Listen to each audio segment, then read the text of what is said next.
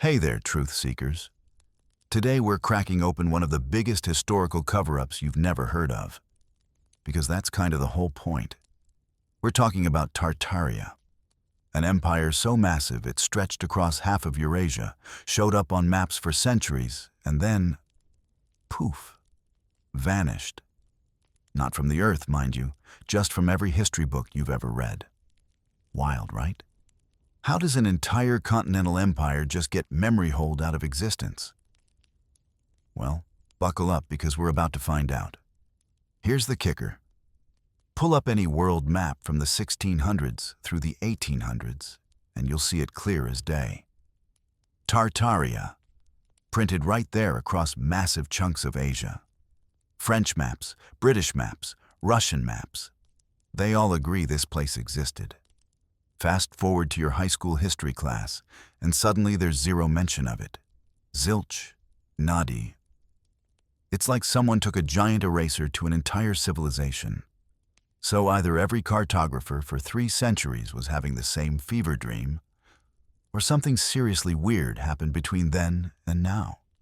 Before we dive into this rabbit hole, and trust me, it goes deep, smash that like button if you're ready for some mind-bending historical mystery, and drop a comment telling me where you're watching from. I want to know which corner of the world is joining me on this wild ride through the empire that officially never existed. Let's get into it. So let's talk about these maps, because this is where things get properly weird. We're not dealing with some obscure reference in a dusty manuscript that 3 people have ever read. We're talking about official government cartography, the kind of maps that generals use to plan invasions and merchants use to plot trade routes. Maps from France, England, Russia, the Netherlands, Germany. Basically, every major map-making nation in Europe was printing the same thing for hundreds of years. And they all agreed there's this massive territory across Asia called Tartaria. Sometimes it's Tartary, sometimes Grand Tartary, sometimes broken into Chinese Tartary or independent Tartary. But it's always there, sprawling across what we'd now call Central Asia, Siberia, and parts of China and Mongolia. Here's what makes this genuinely fascinating.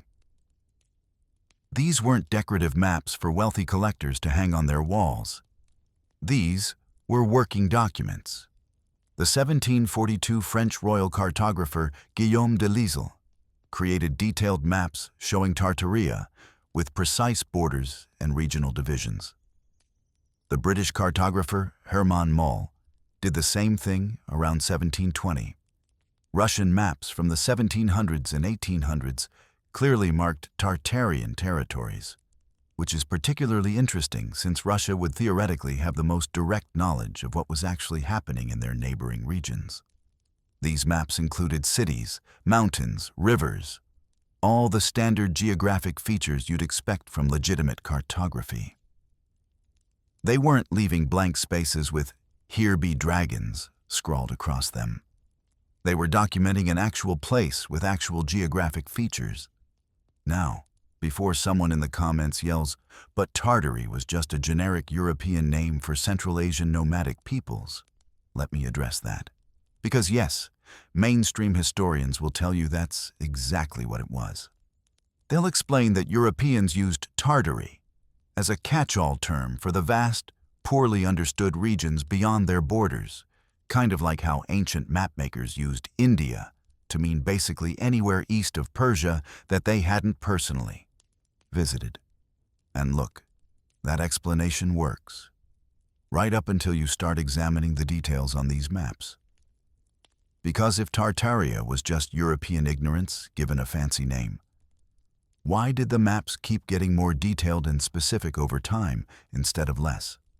Why did cartographers in the 1800s, when we supposedly had better knowledge of Asian geography, still include Tartaria with clearly defined borders and political subdivisions?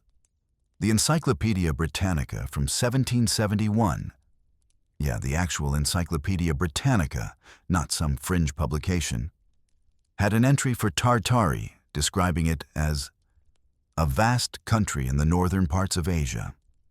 bounded by Siberia on the north and west, which separates it from Europe. It goes on to describe the different regions, the climate, the people, their customs. This isn't some mythological kingdom. This is presented as straightforward geographic and ethnographic information, the kind of entry you'd find for France or Spain. Multiple editions of major encyclopedias throughout the 18th and 19th centuries include similar entries. So either every major reference work in Europe was perpetuating the same error for over a century, which, let's be honest, would be impressively dedicated to being wrong, or there was actually something there worth documenting. But here's where it gets properly strange. At some point between the late 1800s and early 1900s, Tartaria just disappears. Not the territory, obviously.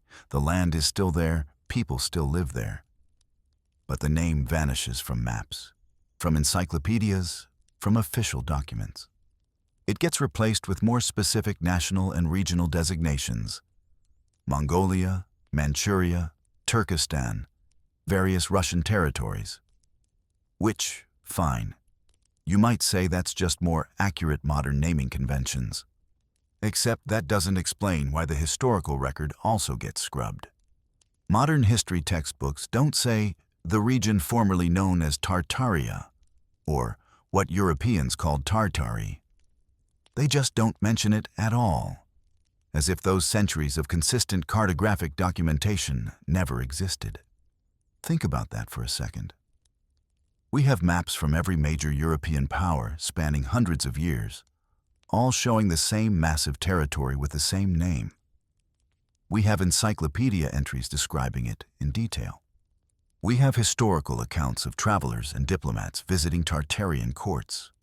And then modern academia essentially says, yeah, that was all just a vague term for nomadic peoples. Nothing to see here. Moving on. That's not historical clarification. That's historical amnesia. It's like if in 200 years, scholars decided that the Middle East was just a vague European term that didn't refer to any actual place, and future textbooks simply never mentioned it existed as a concept. You'd probably find that suspicious, right? Now let's get into the really interesting part. The physical evidence that something more than just nomadic tribes was happening in this region. Because while the maps and written records are compelling, they're still just paper and ink. What we need are buildings, and oh boy, do we have buildings. All across the former Tartarian territories, and extending well into Europe and even North America, there's this distinctive architectural style that doesn't quite fit the standard historical narrative. We're talking about massive structures, often featuring elaborate domes, intricate stonework, and geometric precision that would make modern architects weep with envy. Cathedrals, opera houses, government buildings, railway stations, all built in the late 1800s and early 1900s, supposedly by societies that had just recently acquired basic industrial capabilities. The official story is that these are examples of Beaux-Arts architecture, or neoclassical or neo-Byzantine, depending on which building you're looking at, which is a fancy way of saying they were copying older styles. Though that explanation gets a bit wobbly when you examine the actual construction techniques and capabilities involved. But here's what mainstream architecture history tends to gloss over. These buildings have acoustic properties that are, quite frankly, ridiculous. Not pretty good acoustics for the era, or impressive considering the technology available. I mean, acoustics that make modern acoustic engineers scratch their heads and wonder how anyone achieved this without computer modeling and advanced mathematics. Take the Mormon Tabernacle in Salt Lake City, built in 1867. You can drop a pin at the pulpit and hear it clearly 170 feet away at the back of the hall. Not amplified, not echoed. Heard clearly as if you're standing right there. That's not just good construction, that's physics-defying precision. Or consider the Opera House in Odessa, Ukraine, built in 1887. Performers can sing at a normal speaking volume and be heard perfectly throughout a hall that seats over 1,600 people. No dead zones, no echoing, no muddy sound, just pure crystalline acoustics. Modern concert halls, built with computer simulations and acoustic consultants who charge more per hour than most people earn in a week, still can't consistently achieve this level of performance. Yet somehow, construction workers in the late 1800s, supposedly working with basic tools and geometric principles they learned through apprenticeship, were just casually building structures with acoustic properties that modern technology struggles to replicate. Sure, that's totally reasonable. Nothing suspicious there.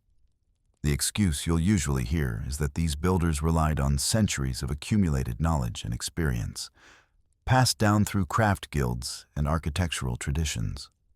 Which, fair enough, traditional knowledge is powerful.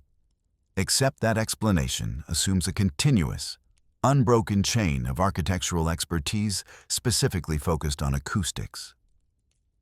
Which is odd because most of recorded architectural history shows people caring way more about, does it look impressive, and will it fall down and kill everyone?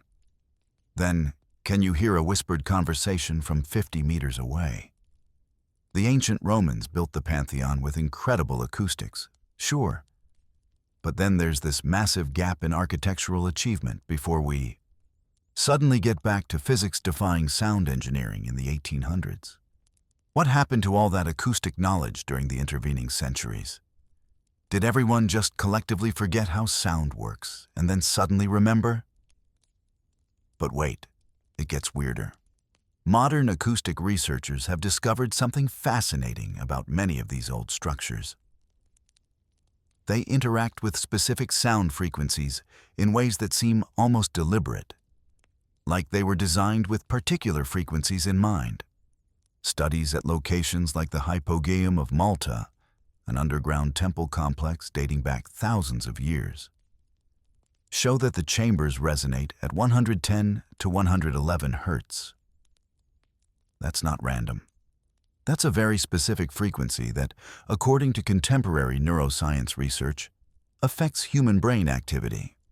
At 110 hertz, brain activity shifts from the left temporal lobe, associated with language and linear thinking, to the right temporal lobe, associated with emotion and spatial awareness. Basically, ancient builders figured out how to create spaces that literally change how your brain processes information just through architecture and sound. Now, before you think, okay, but that's some ancient temple not related to Tartaria, let me connect those dots. Many of the so-called Tartarian buildings, these massive 19th century structures across Europe, Asia, and America, show similar acoustic properties when tested. They resonate at specific frequencies. They have chambers and domes that amplify sound in particular ways.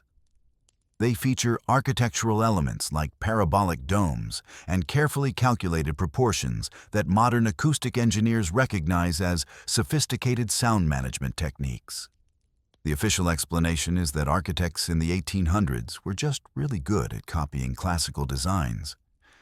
But that doesn't explain why they would precisely replicate acoustic properties they supposedly didn't understand and weren't trying to achieve. You don't accidentally build a cathedral that resonates at frequencies known to affect human consciousness. That's not, oops, we followed the classical proportions and stumbled into neuroscience. There's this church in Rosslyn Chapel, Scotland, built in the 1400s, that has a ceiling covered in carved cubes with geometric patterns. For centuries, nobody knew what they meant, just decorative stonework, people assumed. Then, in 2005, a composer named Tommy Mitchell realized the patterns matched a principle called cymatics, where sound waves create specific visual patterns in materials like sand or water. He decoded the ceiling as a musical composition. The patterns literally showed what the music was supposed to look like when played. When musicians performed the piece as written in stone, Visitors reported feeling physically affected, experiencing everything from relaxation to emotional responses to mild euphoria. The chapel was literally built as a three-dimensional musical score that induces specific psychological states through sound. And this was 1440s technology, supposedly created by stonemasons with chisels, not acoustic engineers with physics degrees.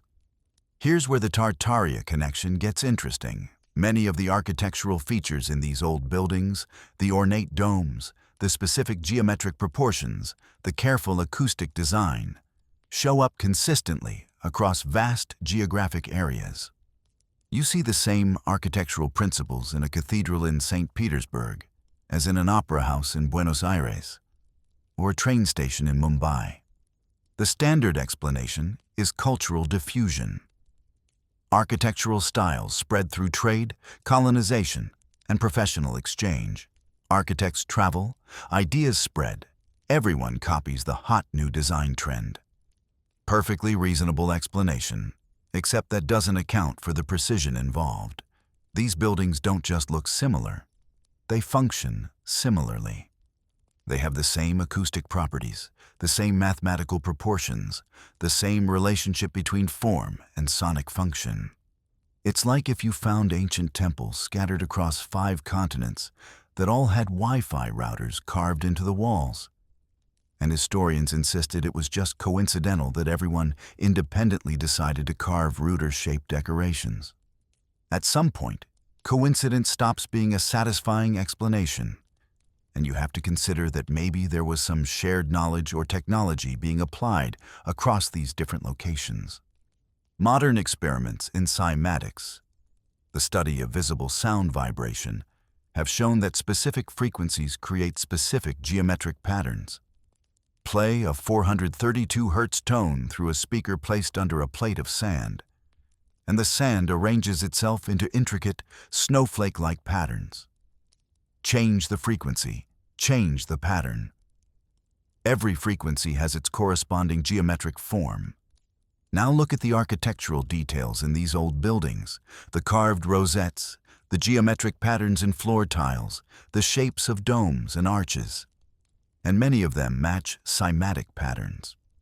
They're literal visualizations of specific sound frequencies carved into stone, which suggests that whoever designed these buildings understood the relationship between sound, geometry, and physical materials at a level that supposedly wasn't scientifically understood until the 20th century. But here's where it gets into genuinely speculative territory. And I'm going to lay out a theory that's going to sound absolutely wild, so buckle up. What if these buildings weren't just designed to have good acoustics for music and speech? What if they were functional devices that used sound frequencies for practical applications we've since forgotten? Think about it. We know sound can affect physical materials. We know it can induce psychological states. We know specific frequencies can shatter glass, levitate small objects in laboratory conditions, even cause structural damage at sufficient amplitude. Modern ultrasound technology uses sound waves to break apart kidney stones inside the human body without surgery. Acoustic levitation, using sound waves to suspend objects in midair, is a real, documented phenomenon that researchers are actively studying for applications in manufacturing and medicine. Now, imagine a civilization that understood these principles not as cutting-edge laboratory science, but as practical engineering knowledge. Buildings designed to resonate at specific frequencies, not for entertainment, but for function. Domes shaped to focus acoustic energy. Chambers designed to amplify particular sound waves. Suddenly, you're not looking at impressive architecture. You're looking at a technology we no longer understand, disguised as decorative buildings. The cathedrals weren't just churches, they were devices. The opera houses weren't just performance venues, they were machines. And the consistent architectural style across vast distances wasn't coincidental. It was standardized technology. The same way modern cell phone towers look similar, because they're all serving the same basic function regardless of where they're located. Sound crazy? Maybe. But consider this. What would we make of modern electrical infrastructure if we forgot what electricity was? Power plants would look like mysterious temples with no clear purpose. Power lines would be inexplicable metal ropes strung between poles for no apparent reason. Transformers, substations, circuit breakers, all of it would become archaeological mysteries that scholars would struggle to explain.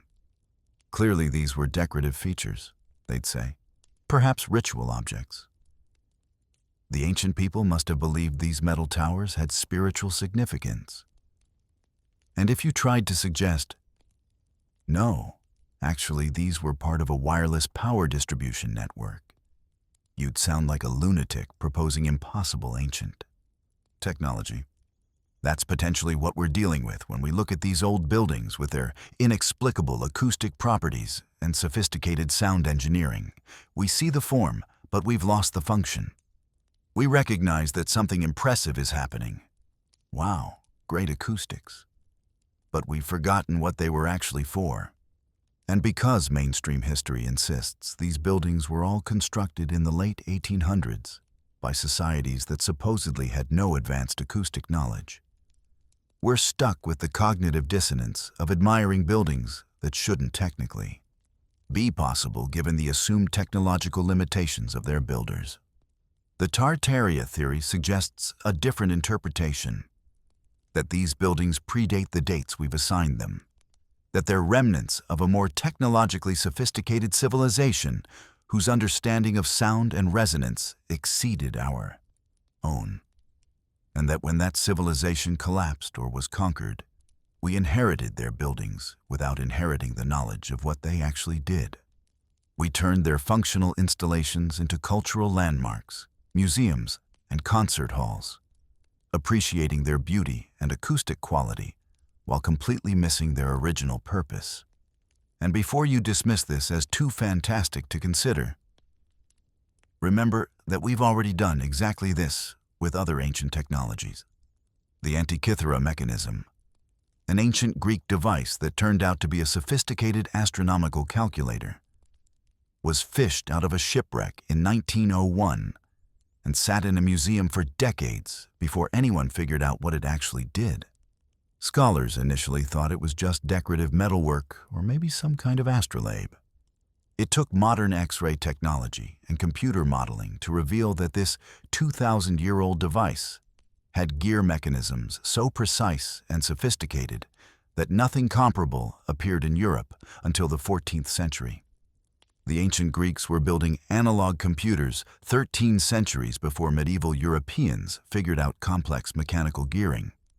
We literally had the physical evidence sitting in a museum and still didn't understand what we were looking at for over 50 years. So maybe, just maybe, we're looking at these acoustic cathedrals the same way museum curators looked at the Antikythera mechanism before they understood it. Impressive craftsmanship, certainly. Beautiful design, absolutely. But the actual function, the real purpose, the technology it represents, that's still locked behind our assumptions about what was or wasn't possible in the past. The acoustic properties of these buildings, the consistent architectural principles across vast distances, the mathematical precision in their construction, the cymatic patterns carved into their very structure. It all points towards something more. Sophisticated then, talented architects copied classical styles and got lucky with the acoustics. It points toward intentional engineering by people who understood sound, resonance, and their physical effects at a level we're only now beginning to rediscover through modern physics and acoustic science. And if that knowledge existed, where did it come from? Who had it? And most importantly, why did it disappear from the historical record at the same time Tartaria disappeared from the maps? That's what we're digging into here. Not just, was there a place called Tartaria? That part is documented fact, whatever mainstream historians want to call it. The real question is, what was Tartaria actually capable of? What did they understand that we've forgotten? And why does asking these questions make so many people uncomfortable? Because here's the thing that really gets me. When you look at the historical record, the maps, the encyclopedia entries, the buildings, the acoustic properties, you're not dealing with vague myths or unverifiable legends. You're dealing with physical evidence and documented facts that anyone can verify. The 1771 Encyclopedia Britannica exists. Those old maps exist. These buildings exist. Their acoustic properties can be measured and tested. None of this is secret knowledge hidden in some dusty archive. It's all right there in plain sight, waiting for anyone who's curious enough to look. But instead of curiosity, what you mostly get is dismissal. Oh, that's just a conspiracy theory. Those maps don't mean what you think they mean. The acoustics are coincidental. Ancient builders were just skilled craftsmen who got lucky. And sure, maybe all of that is true. Maybe every piece of evidence does have a conventional explanation that doesn't require reconsidering anything about accepted history. But when the conventional explanations require assuming multiple improbable coincidences and dismissing extensive documented evidence, at what point does skepticism become intellectual stubbornness? That's what this whole investigation is about. Taking seriously the evidence that's right in front of us instead of dismissing it because it doesn't fit the narrative we've been taught. The maps say Tartaria existed as a major geographic entity for centuries. The buildings demonstrate sophisticated acoustic engineering that supposedly didn't exist at the time of their construction. The mathematical and geometric principles embedded in their architecture suggest knowledge of sound frequencies and their physical effects. None of this is speculation. It's measurable, verifiable, documented fact. The only question is whether we're willing to follow that evidence wherever it leads, even if it means reconsidering some fundamental assumptions about history. So that's where we're starting. With the cartographic evidence that Tartaria was real, and the architectural evidence that suggests it possessed technological capabilities we've only recently begun to understand. From here, we're going to keep pulling on this thread and see where it takes us. Because if we're right, if there really was an advanced civilization that got erased from history, then these acoustic cathedrals aren't just impressive buildings. They're messages, encoded in stone and sound, waiting for us to remember how to read them. Now, if you thought acoustic cathedrals were weird, buckle up. Because we're about to dive into something that's going to make those sound-generating buildings look downright normal by comparison. Let's talk about the creatures that supposedly roamed the earth during the Tartarian period. And I'm not talking about your standard historical fauna like horses and bears. I'm talking about the genuinely bizarre stuff that shows up in medieval chronicles, maps, and explorer accounts. You know, griffins, giants, horned humanoids, and various other creatures that modern science has conveniently filed under mythology and superstition. But here's a thought that's going to sound absolutely wild. What if they weren't myths? What if these were actual documentation of a biological reality that existed before some catastrophic event wiped out entire ecosystems we no longer remember? Before you click away thinking I've lost my mind, hear me out. We accept that the dodo existed because we have bones and contemporary written accounts describing it before it went extinct in the 1600s. We believe in mammoths and saber-toothed cats because we found their remains frozen in ice. We know that giant ground sloths the size of elephants once wandered South America because we've dug up their skeletons. The fossil record is full of creatures that would seem absolutely impossible if we didn't have physical evidence proving they existed. So why is it such a stretch to think that medieval chroniclers, people who were documenting trade routes, political events, and geographic features with reasonable accuracy, might also have been accurately recording the animals they encountered, even if those animals don't exist anymore? Here's what's fascinating. When you actually read medieval bestiaries and travel accounts instead of dismissing them as fantasy, you notice something interesting. The descriptions are often surprisingly specific and detailed. They're not talking about vague magical creatures with inconsistent features.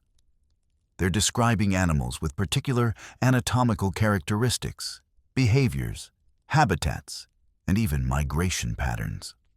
The account of the griffin, for example, consistently describes a creature with a lion's body and an eagle's head, found specifically in the mountainous regions of Central Asia, right in the middle of where Tartaria was mapped. Multiple sources across different cultures describe essentially the same creature in the same geographic region. That's either an incredibly persistent shared delusion, or people were actually seeing something.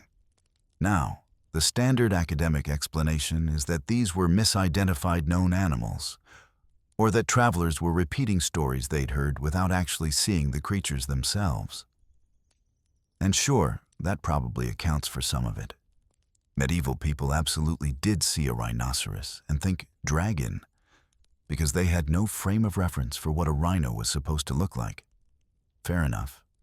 But that explanation starts to break down when you're dealing with multiple independent observers across different time periods and cultures, all describing similar creatures in similar locations with similar details.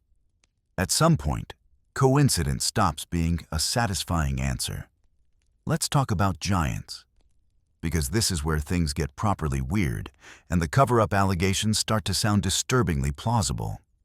Throughout the 1800s and early 1900s, newspapers across America regularly published accounts of unusually large skeletal remains being discovered during construction projects, mining operations, and archaeological digs. We're not talking about tabloid sensationalism here. These were legitimate local newspapers reporting on actual discoveries, often including quotes from engineers, doctors, and other professionals who examined the remains.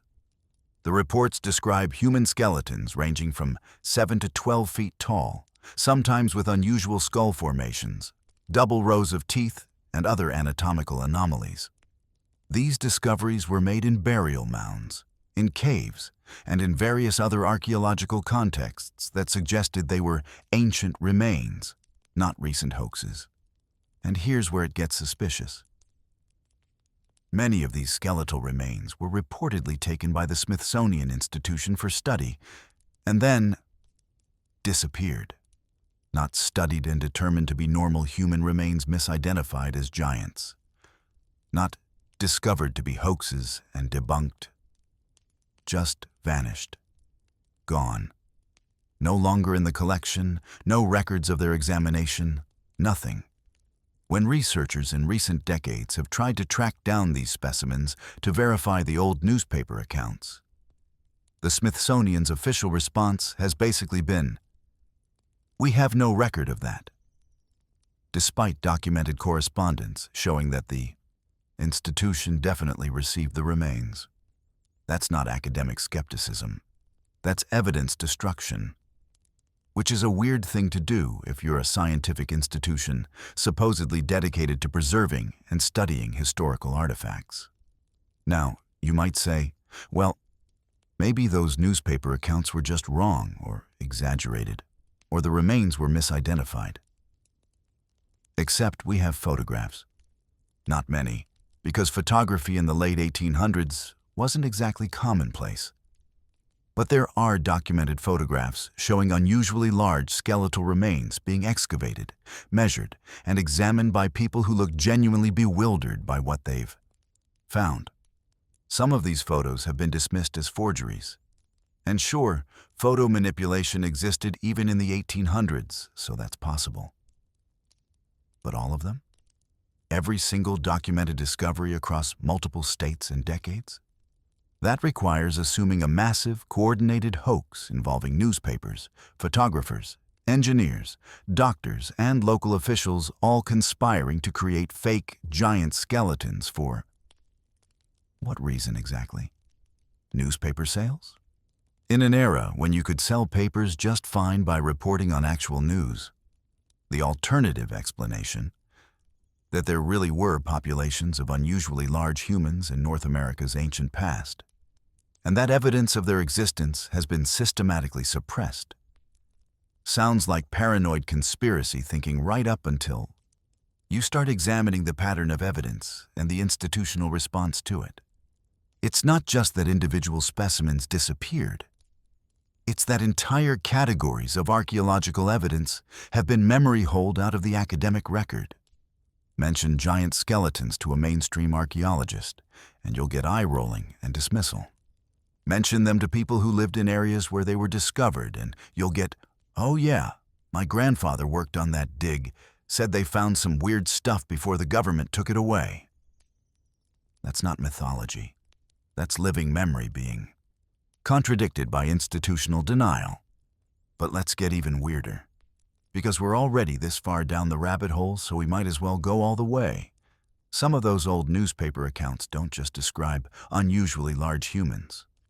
They describe humans with anatomical features that don't match any known human population.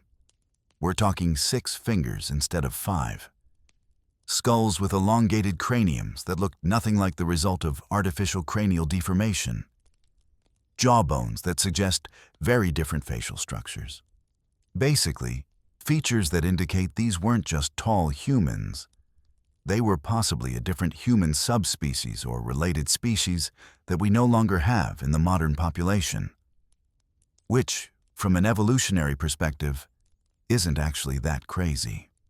We know that multiple human species coexisted for thousands of years.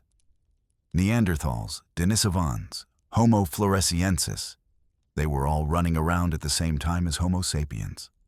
Some of them interbred with us, which is why modern humans carry DNA from species that are technically extinct.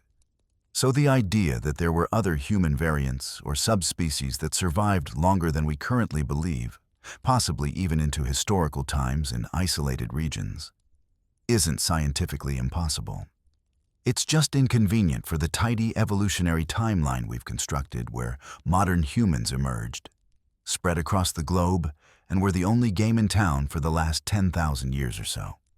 If there were giant humans, or humans with unusual anatomical features, living in North America when European settlers arrived, that's a huge problem for established archaeological narratives.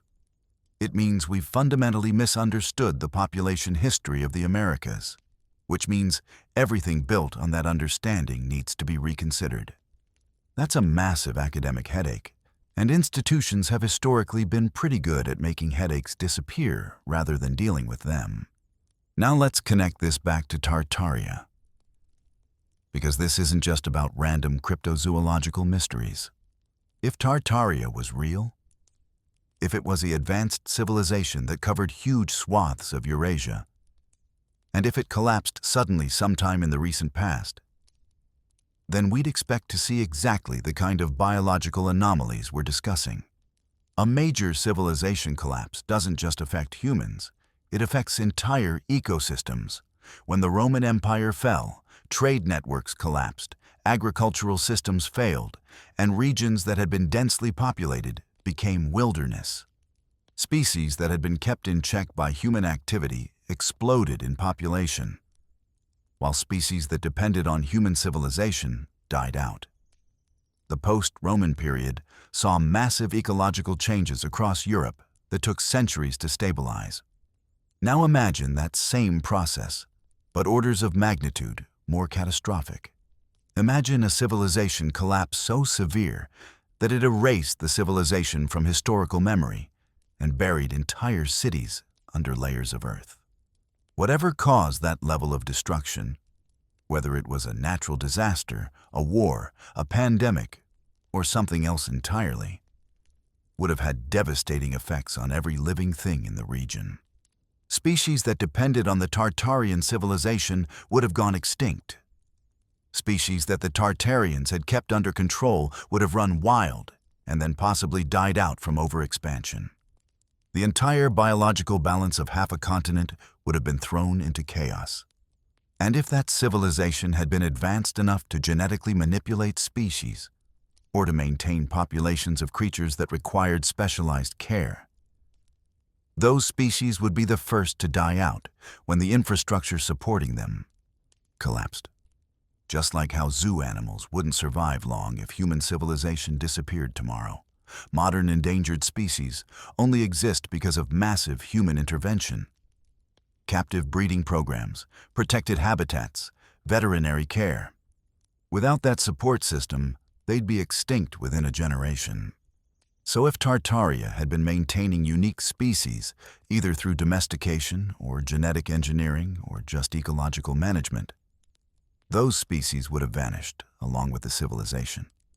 That gives us a plausible mechanism for how creatures that were documented in medieval sources could be completely extinct by modern times.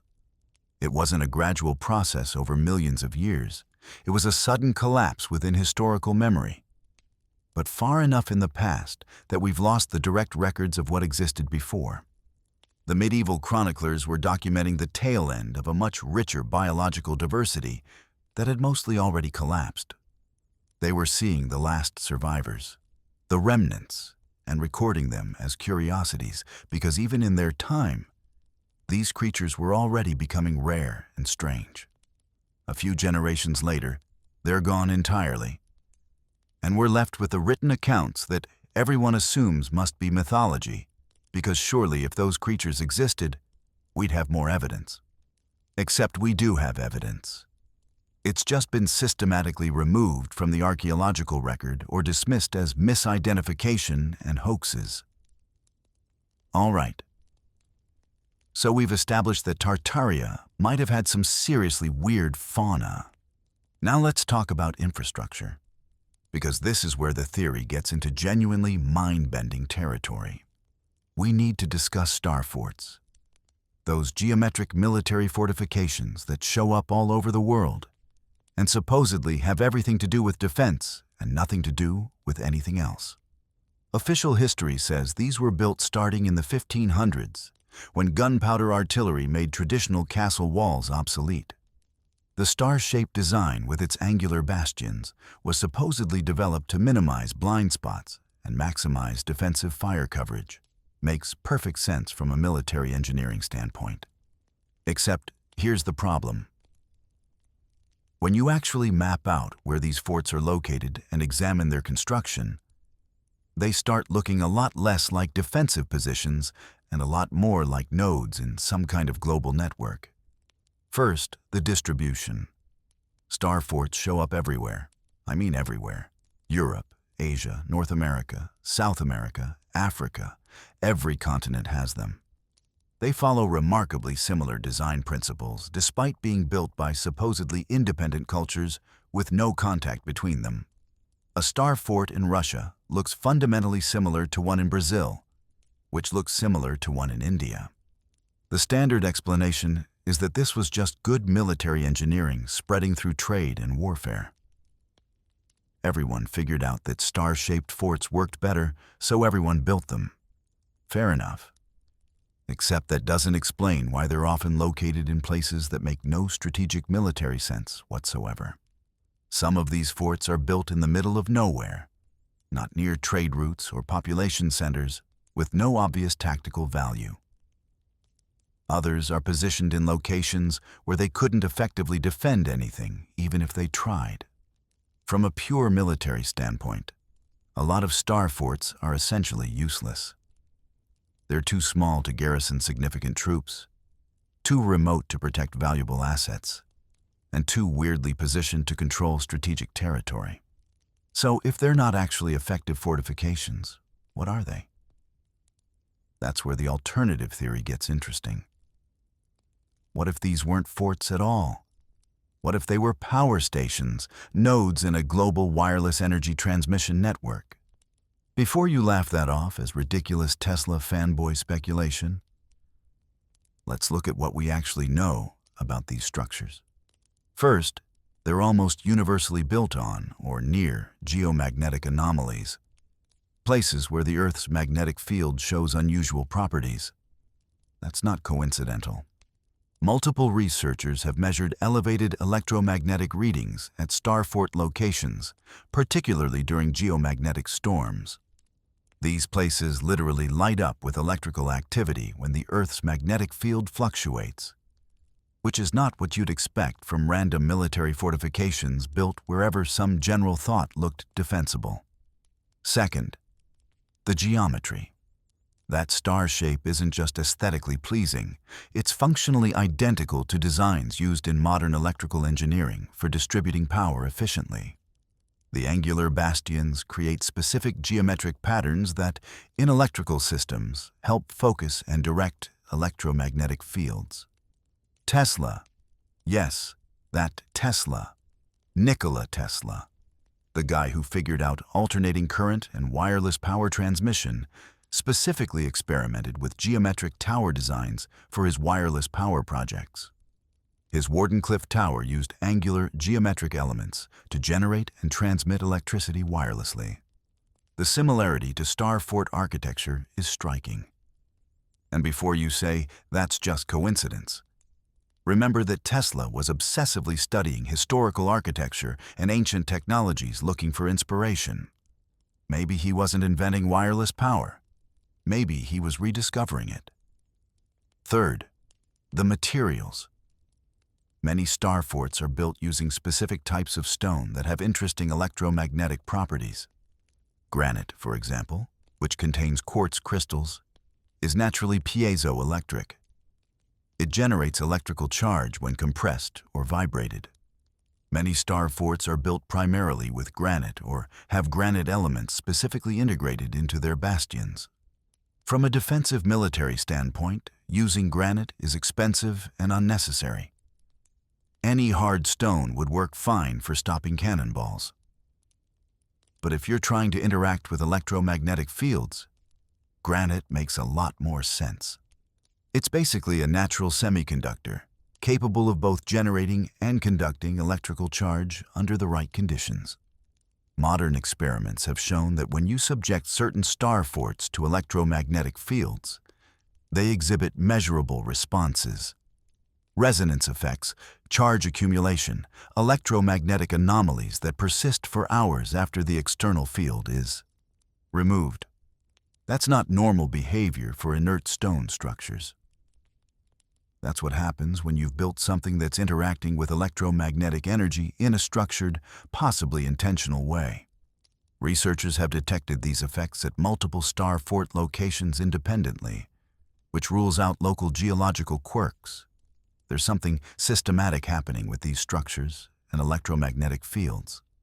Now, here's where it connects back to Tartaria and the acoustic cathedrals we talked about earlier.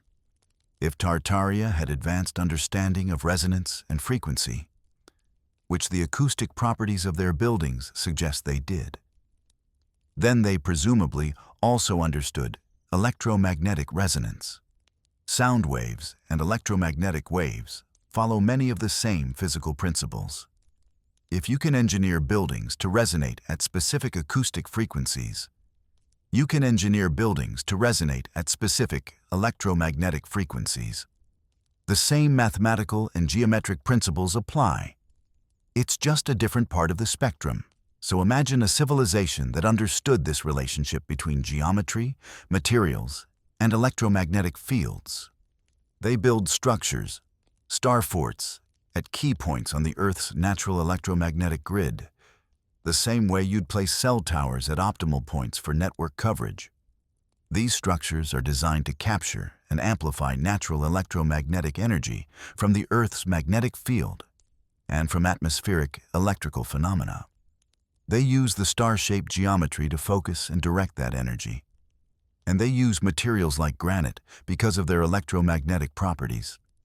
When functioning properly, these forts form a network, each one receiving, amplifying, and transmitting electromagnetic energy to the others, creating a global wireless power grid. Sound impossible?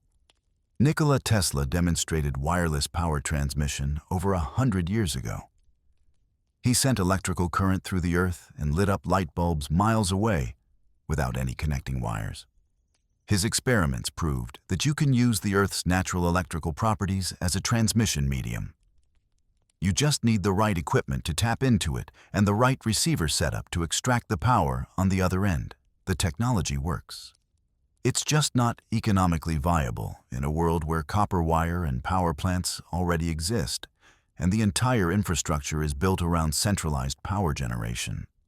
But in a pre-industrial civilization that never developed our particular technological path, wireless power transmission based on the Earth's natural electromagnetic fields makes perfect sense.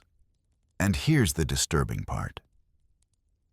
If such a system existed, it would be incredibly threatening to anyone who profits from controlling energy.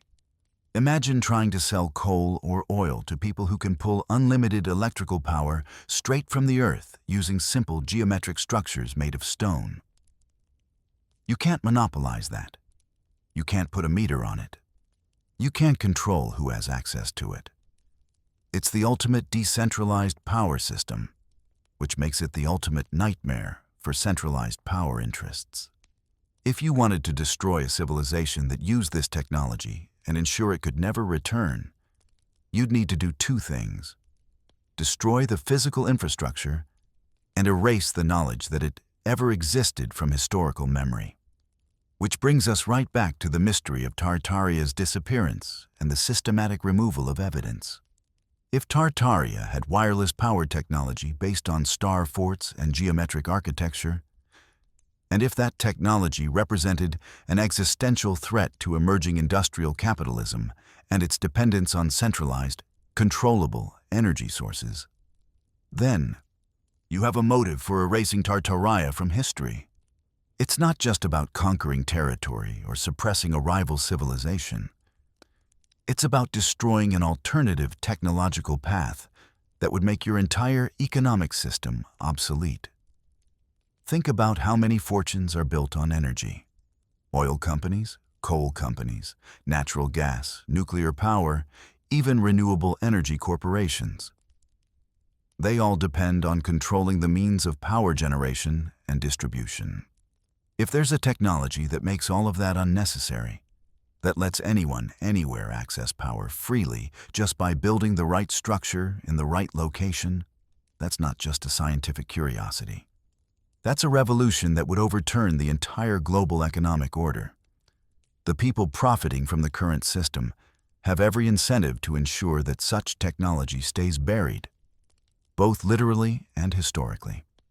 So when you look at star forts and see military defenses, you're looking at the cover story.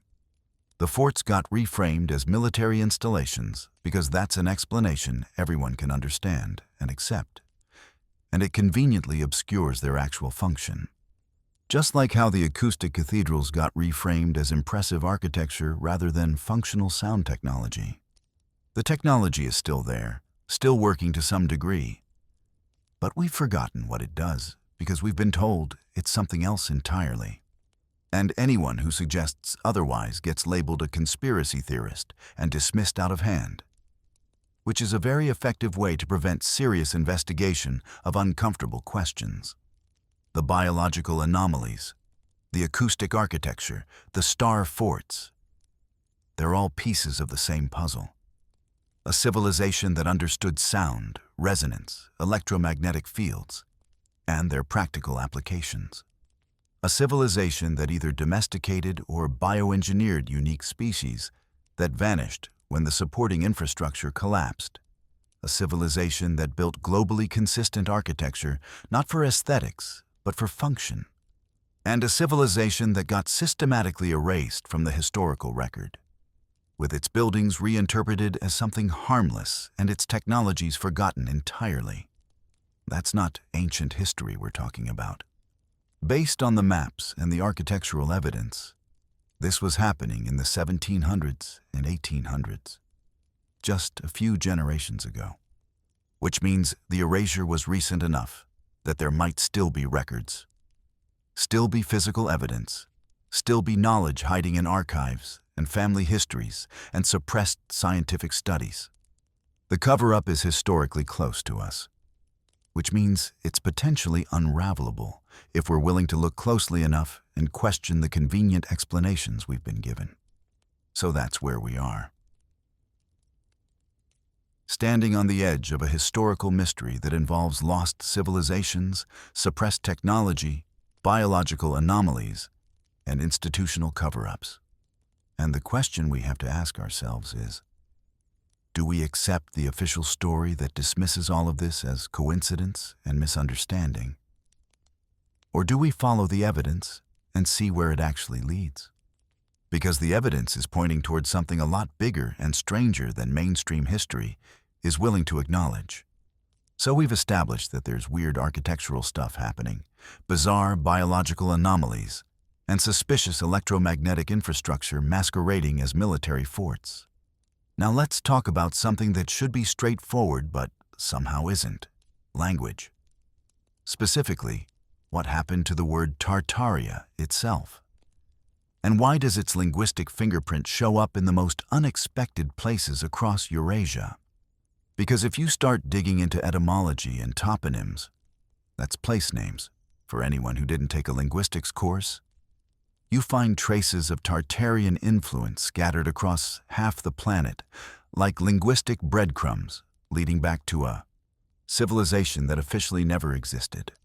Let's start with the word itself.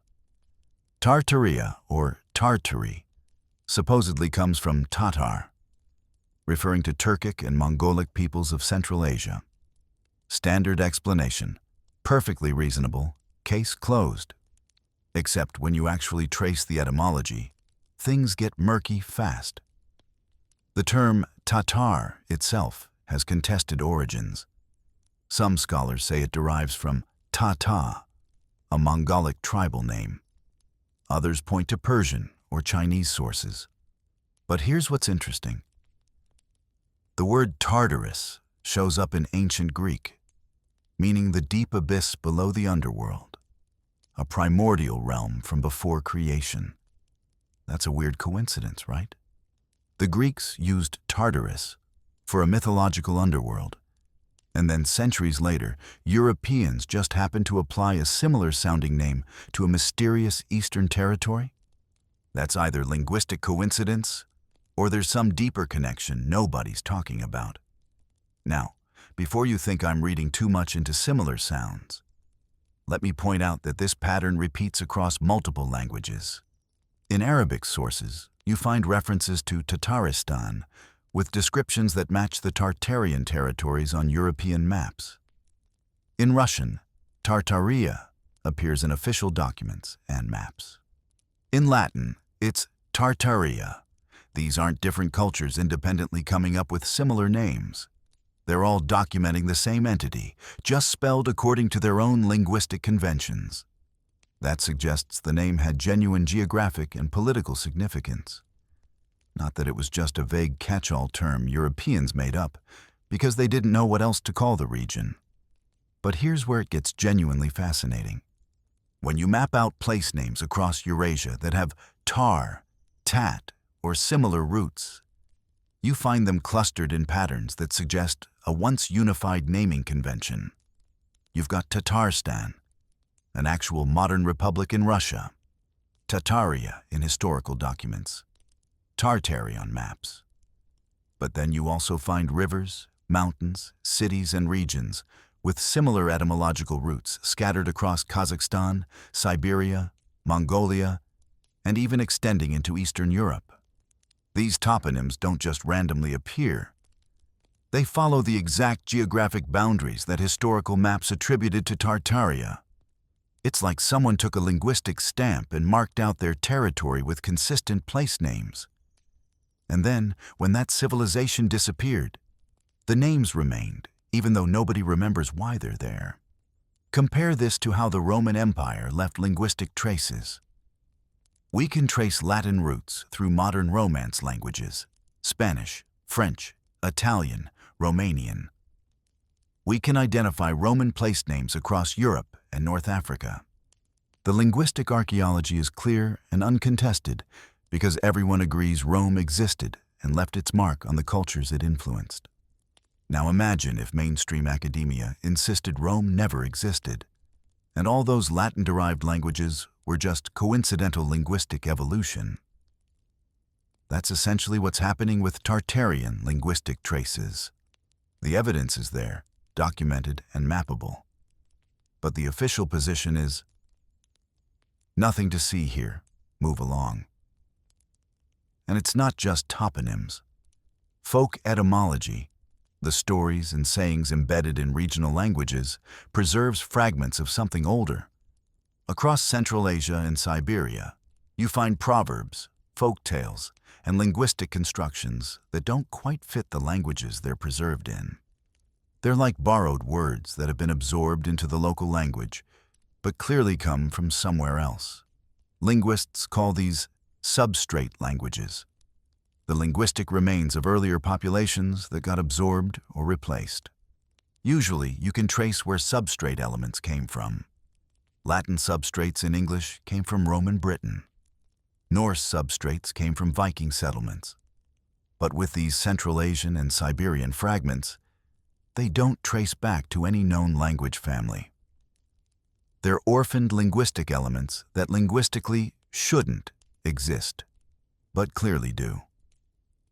Here's a thought experiment.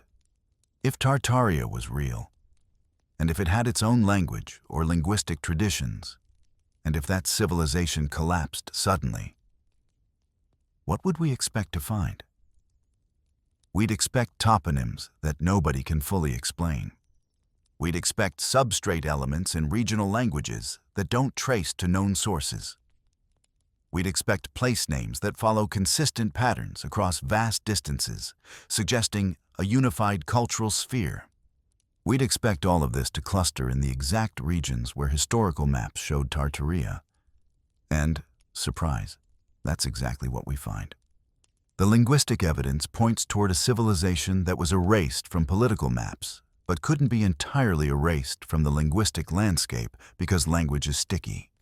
You can conquer a territory, rewrite the history books, destroy the physical records, but you can't easily make an entire population stop using the words they've always used for the rivers, mountains, and towns they live near. Now, here's where the timeline gets suspicious. The 19th century saw an unprecedented wave of linguistic standardization and dialect suppression across the world. Regional languages got systematically replaced with national languages. Local dialects got stamped out in favor of centralized, standardized tongues. Minority languages got classified as peasant speech and actively discouraged or banned. This happened simultaneously across Europe, Russia, and Asia, everywhere that Tartaria supposedly existed. The official explanation is that this was just modernization, nation-building, and the natural evolution of communication systems as empires consolidated power, but the scale and timing are suspicious. Within just a few generations, hundreds of regional languages and dialects vanished, taking with them whatever oral traditions and linguistic memory they carried. It's like when you upgrade your computer and realize all your old files are in a format the new system can't read anymore. The information technically still exists, but it's been rendered inaccessible by the new infrastructure. That's what linguistic standardization did. It created incompatibility between the old oral traditions and the new standardized languages. The stories grandparents told in their regional dialect couldn't be accurately preserved when their grandchildren only spoke the standardized national language. Meaning gets lost in translation. Cultural memory gets eroded with each generation until the only thing left is a vague sense that the old folks used to tell stories about something without any clear recollection of what those stories actually said. So, if you wanted to erase a civilization from collective memory, suppressing and replacing the languages that carried that civilization's oral traditions would be a pretty effective strategy. Not necessarily through malicious conspiracy, though I'm not ruling that out, but just through the natural process of modernization favoring standardized communication. Either way, the result is the same. By the early 20th century, the linguistic landscape of Eurasia had been fundamentally altered, with hundreds of languages and dialects extinct or nearly extinct, taking whatever knowledge they preserved with them into oblivion. All right.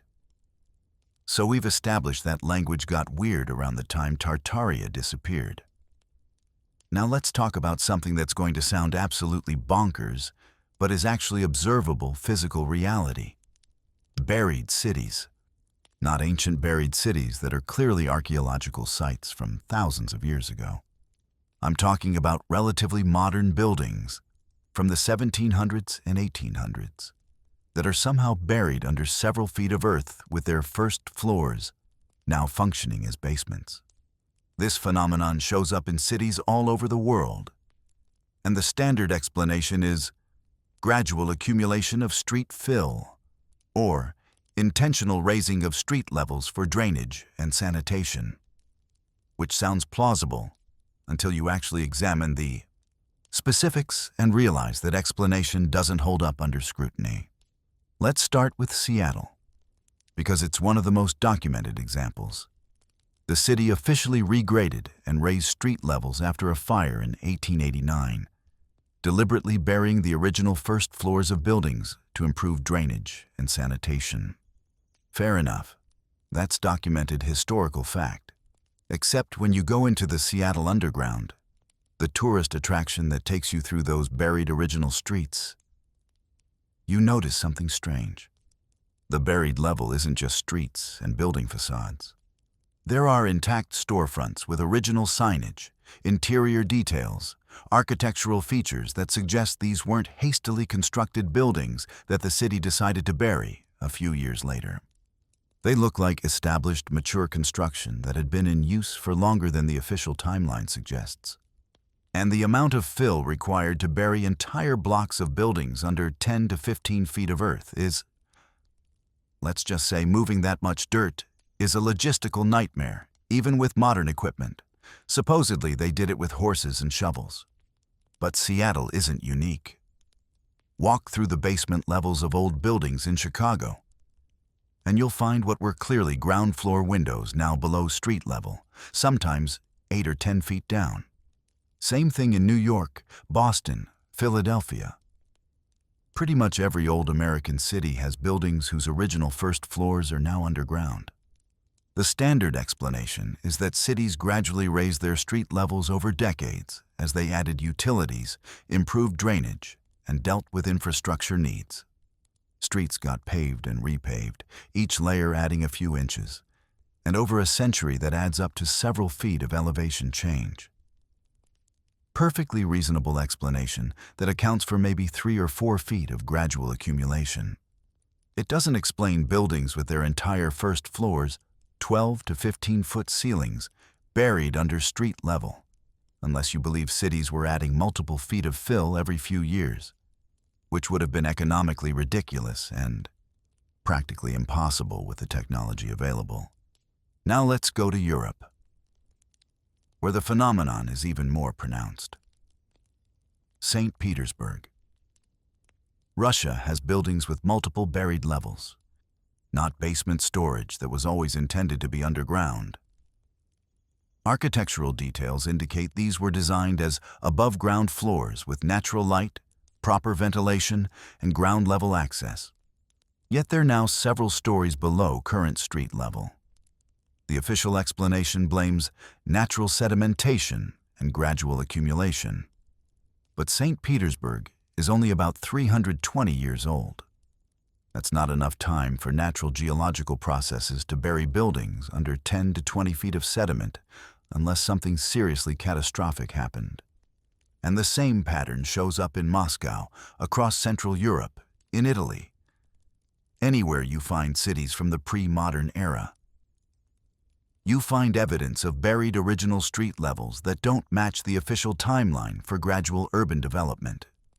Here's where the mud flood theory comes in, and I know how it sounds.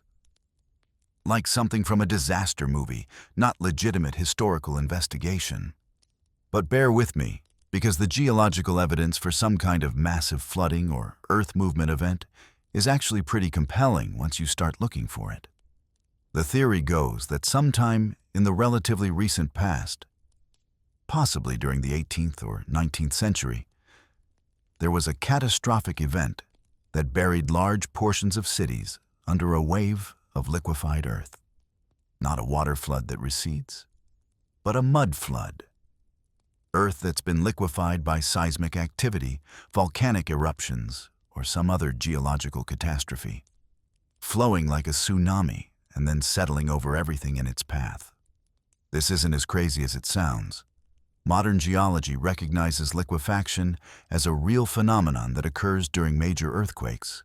Soil that seems solid can suddenly behave like liquid when seismic waves disrupt the friction between soil particles.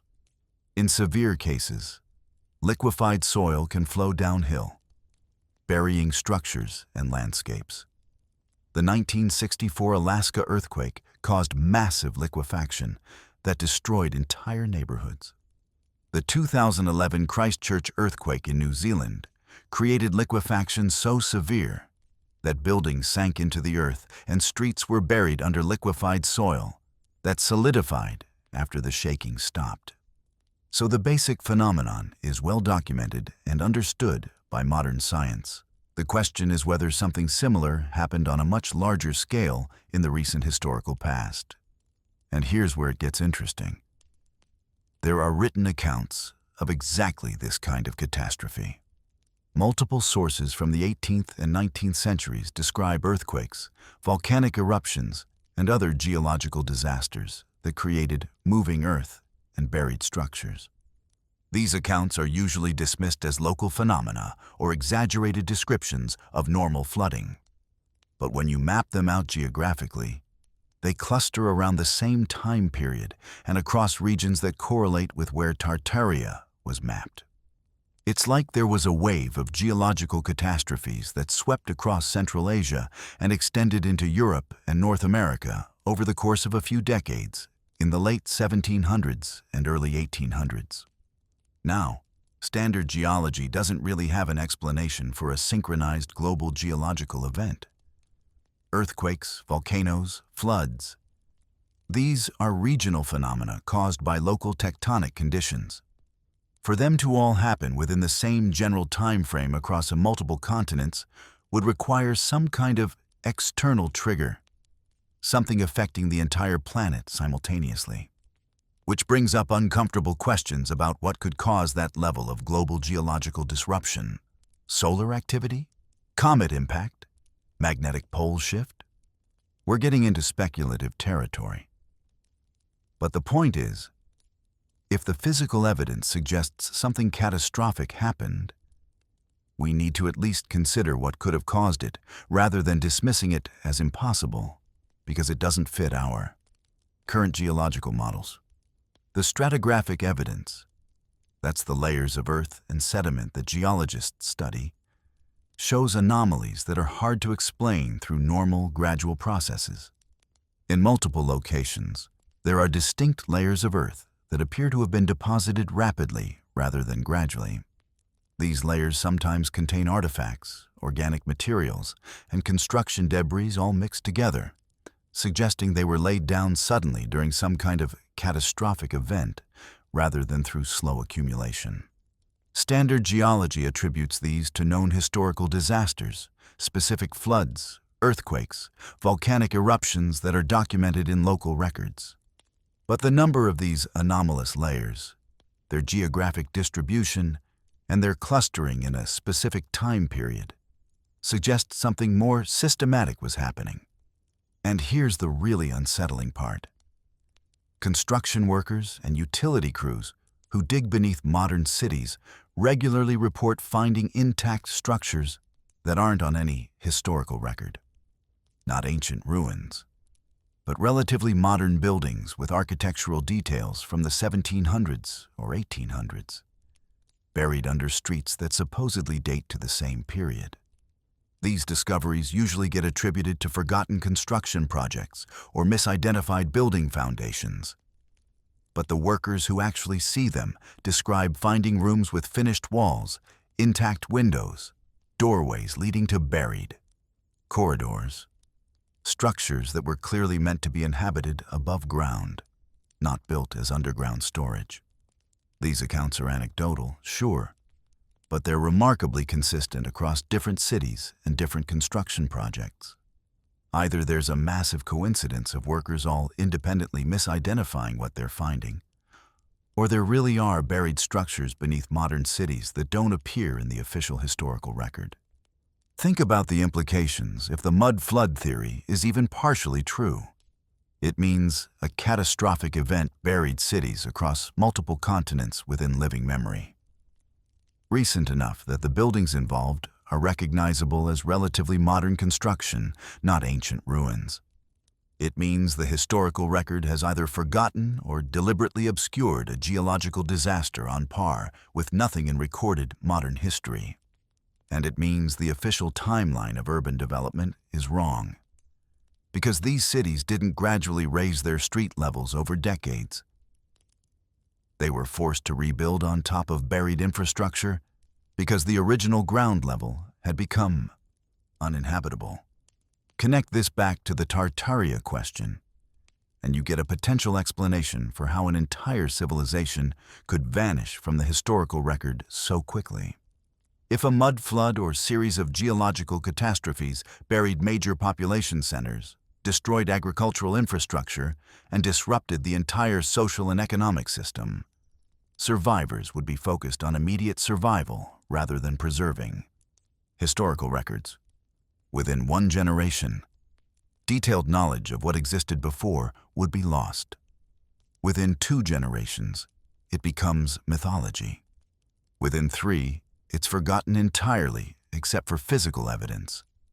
Buried buildings, place names, linguistic fragments that nobody quite knows how to interpret anymore. And if such a catastrophe coincided with political upheaval, wars, revolutions, regime changes, the new powers would have every incentive to rewrite history to legitimize their own authority rather than accurately preserving the memory of what was lost. You get a perfect storm of natural disaster and political manipulation, creating historical amnesia, leaving us with fragments and anomalies that don't quite fit the official narrative, but can't be easily explained within the accepted framework of gradual historical development. So there you have it. Linguistic traces suggesting a unified civilization that got systematically erased from the historical record through language standardization, and physical evidence of buried cities that point toward a catastrophic geological event that mainstream history has somehow forgotten or mischaracterized. Neither of these things proves Tartaria was the advanced civilization.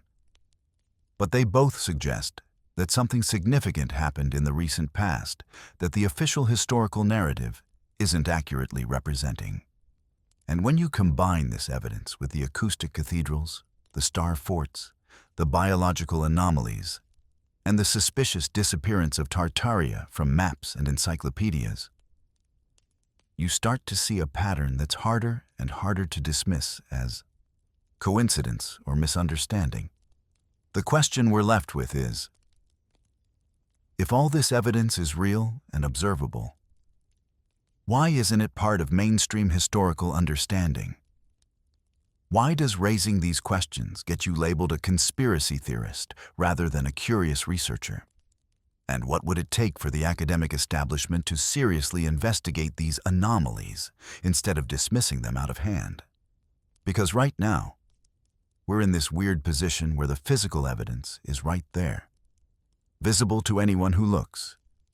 But the institutional response is basically, no thanks, we're not interested in questions that might require reconsidering established narratives, which is exactly the opposite of what the scientific method is supposed to be about. But here we are anyway. So we've talked about buried cities and catastrophic geological events that supposedly nobody remembers. Now, let's discuss something that's going to sound even more insane, but is actually documented with thousands of photographs.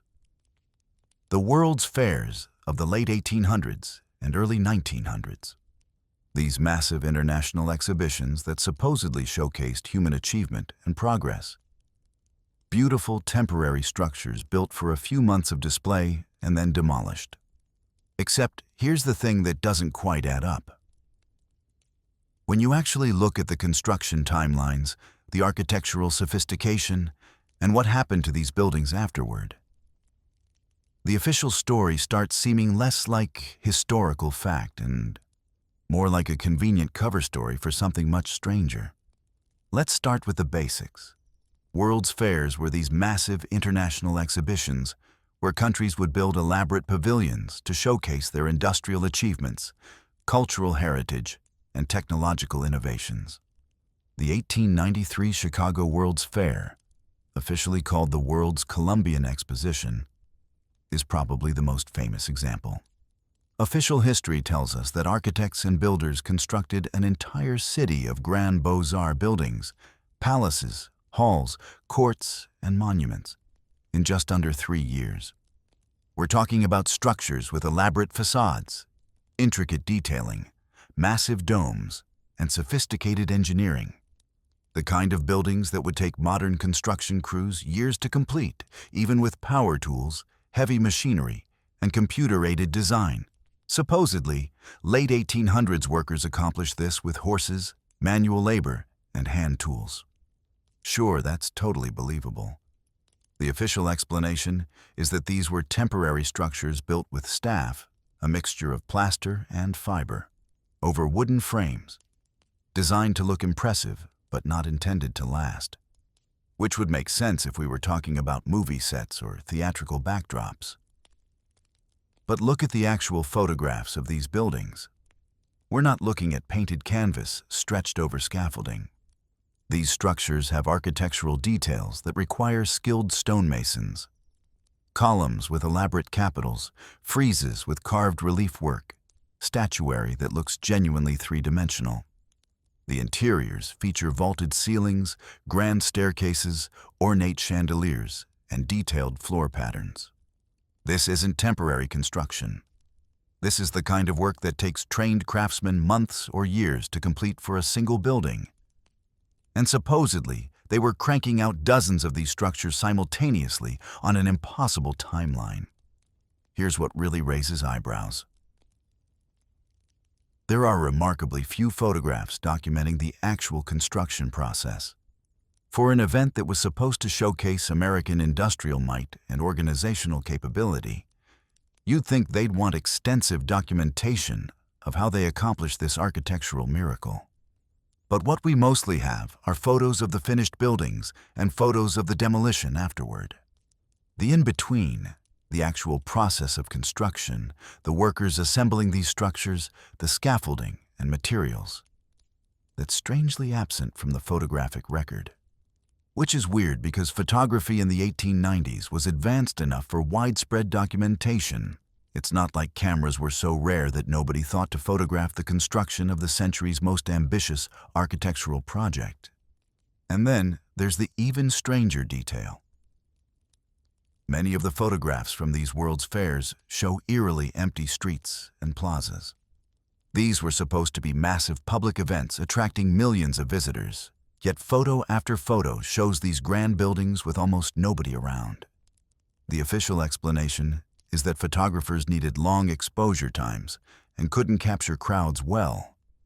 So they shot during off hours when foot traffic was minimal. Fair enough, that's plausible for some photos. But even images that clearly show people, because they're standing still or positioned specifically, show suspiciously sparse crowds for what was supposedly one of the most attended events in American history. It's like someone built a massive city, took pictures of it mostly empty, and then claimed it was packed with visitors without much photographic evidence to support that claim. But here's where the theory gets really controversial. What if these World's Fair buildings weren't constructed for the exhibitions at all? What if they were existing structures, remnants of the Tartarian civilization, that were being repurposed for one final public display before systematic demolition? Think about it from that perspective, and suddenly the weird timeline makes sense. You're not actually building these structures in 3 years. You're cleaning them up, doing restoration work, maybe adding some temporary elements. But the core buildings already exist. That would explain the architectural sophistication, the impossible construction timeline, and the lack of construction documentation. There's nothing to document because they're not really building, they're staging. Now, before you dismiss this as too conspiratorial, consider what happened after these fairs ended. The buildings were demolished, not gradually repurposed or left to decay naturally, systematically torn down, often within months of the exhibition's closing. The official story is that these were always intended as temporary structures, built to last for the duration of the fair and nothing more. But demolishing buildings that elaborate is almost as much work as constructing them.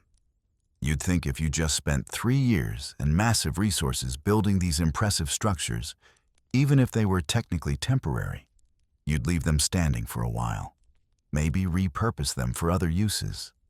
Turn them into museums, government buildings, concert halls. Anything other than immediately tearing them down. Unless, of course, the point wasn't showcasing achievement. It was disposing of evidence. The 1893 Chicago Fair ended, and most of the buildings were demolished within months. A fire in 1894 destroyed several structures, which the official story attributes to accident, but which happened at a very convenient time if you wanted to speed up the demolition process.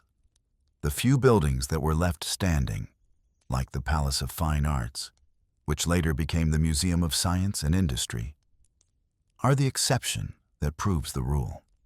Those structures that survived are still standing today, over a century later, which is pretty impressive for temporary construction supposedly made of plaster and wood. Almost like they were actually built to last, and only the official designation of them as temporary allowed their destruction. This pattern repeats across multiple World's Fairs. The 1904 St. Louis Fair. Massive structures, impossible construction timeline, systematic demolition afterward. The 1915 San Francisco Panama Pacific Exposition. Same deal. Build an entire elaborate city, show it off for a few months, tear it all down. It's like taking priceless antiques, displaying them in a museum for a season, and then smashing them with hammers afterward. Why would you do that? Unless the display wasn't the point. Unless the point was legitimizing the destruction by framing it as the planned end of a temporary project, rather than the deliberate elimination of permanent structures that contradicted the official historical narrative. Here's another suspicious detail. Many of these World's Fair structures showed architectural styles that supposedly shouldn't have been in widespread use yet. The 1893 Chicago Fair featured elaborate Beaux-Arts architecture that didn't become common in American construction until decades later. The official explanation is that the fair helped popularize the style, inspiring the City Beautiful movement and influencing American architecture for generations. But flip that causation around. What if these buildings weren't inspirational new designs, but examples of existing architecture that American builders then attempted to copy? That would explain why the fair buildings looked so sophisticated compared to contemporary American construction. They weren't contemporary. They were older, more advanced structures being showcased before destruction. And here's where it connects back to everything we've discussed. These World's Fair buildings showed the same architectural features we see in the acoustic cathedrals and Tartarian structures. Elaborate domes, precise geometry, acoustic sophistication, intricate stonework. They're built in the same style, using the same principles, showing the same attention to mathematical proportions and acoustic properties. If Tartaria was real, if these structures were genuinely from that civilization, then the World's Fairs served a dual purpose. First, they allowed the general public to see these impressive buildings one last time under the controlled narrative of, "Look at what humanity can accomplish." Second, they provided cover for demolishing structures that were getting increasingly hard to explain as transportation and communication improved, and people started asking questions about the supposed construction timelines and architectural capabilities of previous generations. It's the perfect cover story when you think about it. Oh, these magnificent buildings. We just built them. Yeah, in 3 years. With period-appropriate technology. No big deal. And now we're tearing them down because they were always meant to be temporary. Nothing suspicious about that at all. Meanwhile, you're systematically eliminating architectural evidence of a previous civilization while convincing the public that what they're seeing is brand new construction rather than ancient remnants. It's like if aliens landed and found the pyramids, and the Egyptian government said, "Yeah, we just built those last year for a tourism festival. They're coming down next month." Future researchers would have a really hard time figuring out what actually happened. Now let's get even more speculative, because we're already questioning the entire historical narrative, so we might as well go all in. What if the timeline we've been taught is wrong? Not wrong in the sense of a few years here or there, but fundamentally distorted. There's a theory called the phantom time hypothesis, proposed by German historian Heribert Illig in 1991. And yes, I know how that sounds, but stick with me. Suggesting that approximately 297 years were artificially added to the early medieval calendar. According to this theory, the years 614 through 911 CE simply didn't exist and were inserted into the historical record through calendar manipulations, fraudulent dating, and fabricated documents. The mainstream historical community has thoroughly rejected this theory. And fair enough, it requires assuming a massive conspiracy involving multiple cultures and civilizations somehow coordinating to fake centuries of history. But here's what's interesting. There are genuine anomalies in medieval chronology that even conventional historians acknowledge. The Dark Ages are called dark partly because we have weirdly little documentary evidence from that period considering its relatively recent history. Chroniclers from that era are sparse. Archaeological evidence is inconsistent. And the dating of events often relies on documents written centuries after the fact by people who were already confused about when things happened. The standard explanation is that this was a period of social collapse following the fall of Rome. So record-keeping declined, and a lot of knowledge was lost. Perfectly reasonable. Except that even during actual catastrophic societal collapses, we usually find more evidence than what survives from this specific period. We have better documentation of actual prehistoric civilizations through archaeological evidence than we have written records from supposedly literate medieval societies. Either there was extraordinarily thorough destruction of records, or maybe the timeline is off and we're trying to fill in more history than actually happened.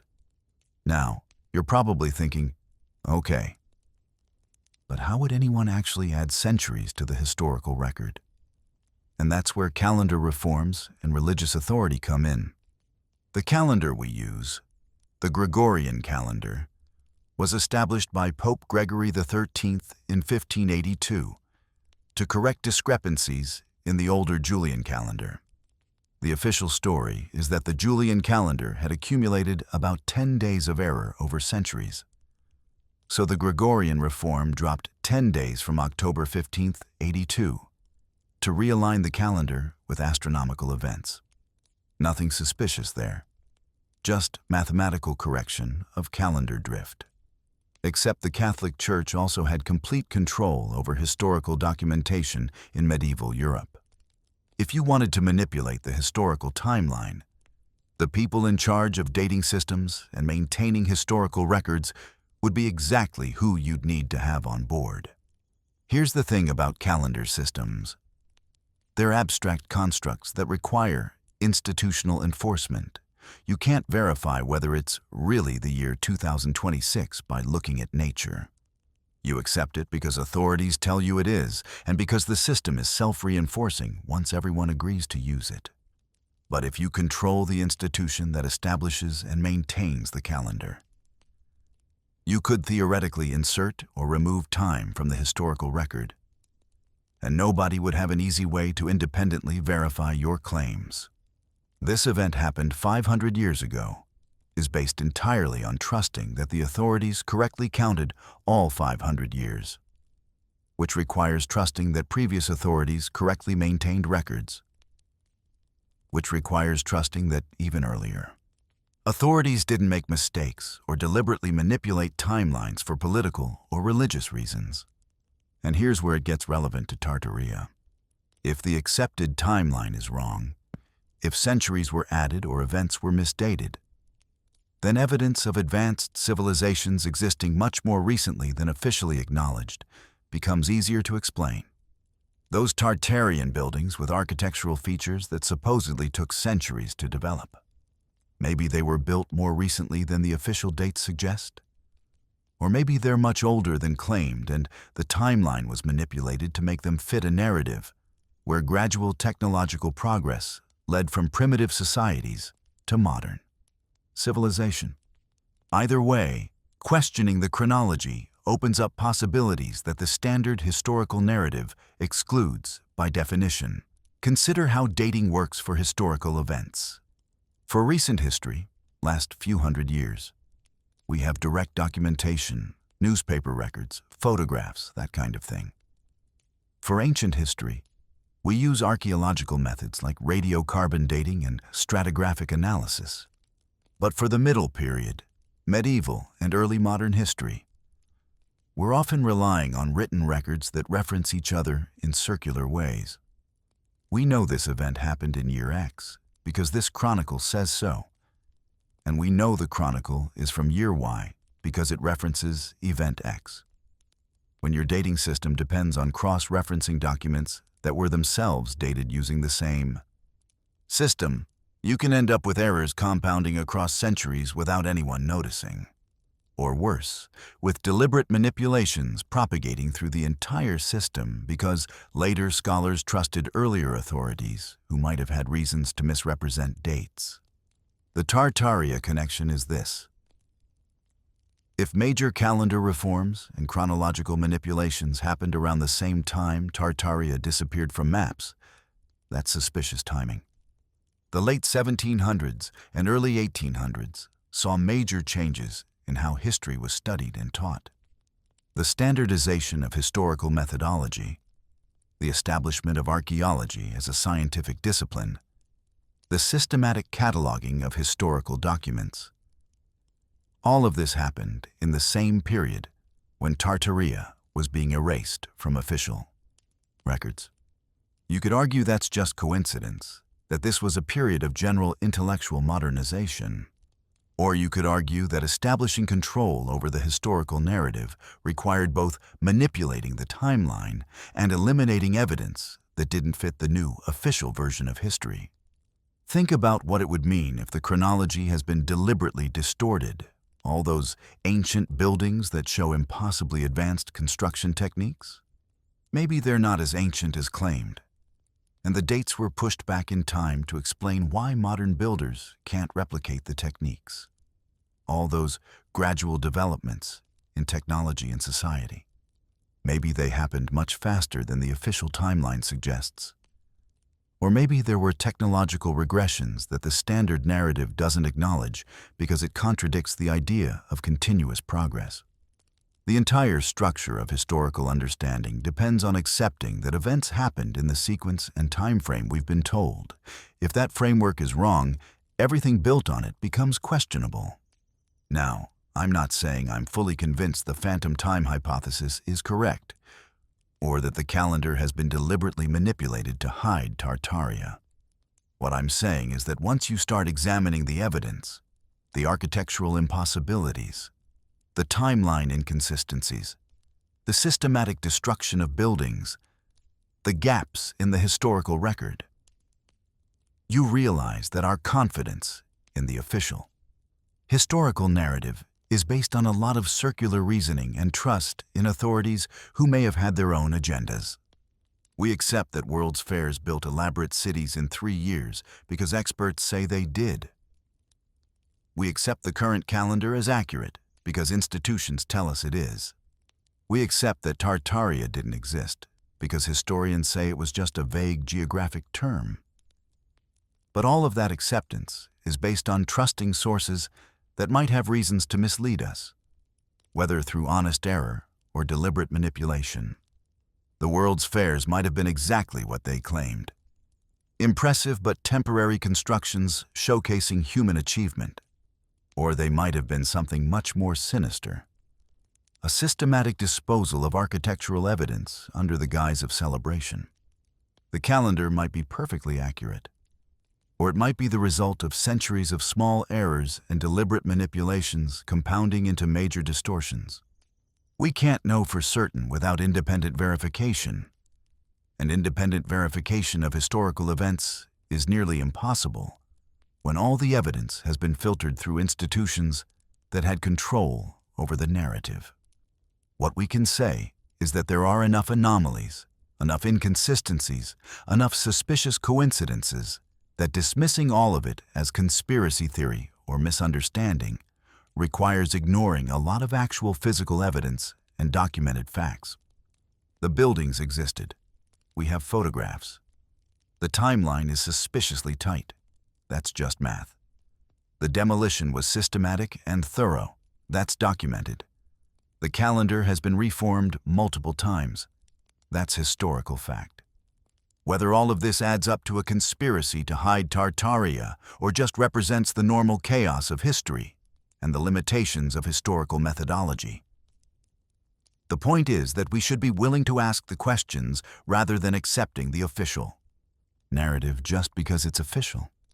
And that's what makes this whole investigation uncomfortable for a lot of people. It's not just about whether Tartaria existed or whether World's Fairs demolished ancient buildings. It's about whether we can trust the entire framework of historical understanding we've been taught. If major parts of that framework are wrong, if the timeline is distorted, if technological capabilities were different than claimed, if entire civilizations were erased from the record, then what else might be wrong? That's a genuinely unsettling question because it means we might not actually understand our own recent past, which makes planning for the future a lot more complicated. So here we are, looking at photographs of buildings that supposedly took 3 years to construct and 3 months to demolish, wondering why the official story requires accepting obvious impossibilities and dismissing documented evidence. Looking at calendar systems that have been reformed and standardized by religious and political authorities with every incentive to control the historical narrative. Looking at a civilization, Tartaria, that appears on centuries of maps and in encyclopedia entries, but somehow doesn't merit a single chapter in modern history textbooks. And we're told that asking questions about any of this makes us conspiracy theorists rather than curious researchers. Which, honestly, just makes the whole thing more suspicious. Because if the evidence is so clearly wrong, if the conspiracy theories are so obviously baseless, why the hostility to investigation? Why not just present the contradictory evidence and lay the questions to rest? Unless, of course, there isn't contradictory evidence. Unless the questions can't be easily answered within the official framework. Unless the whole house of cards depends on people not looking too closely at the foundation. So we've been talking about how an entire civilization might have been systematically erased from history through calendar manipulation and strategic demolition disguised as temporary exhibitions. Now let's discuss 2 phenomena that cluster around the exact same time period and might represent the final chapters of the Tartaria story.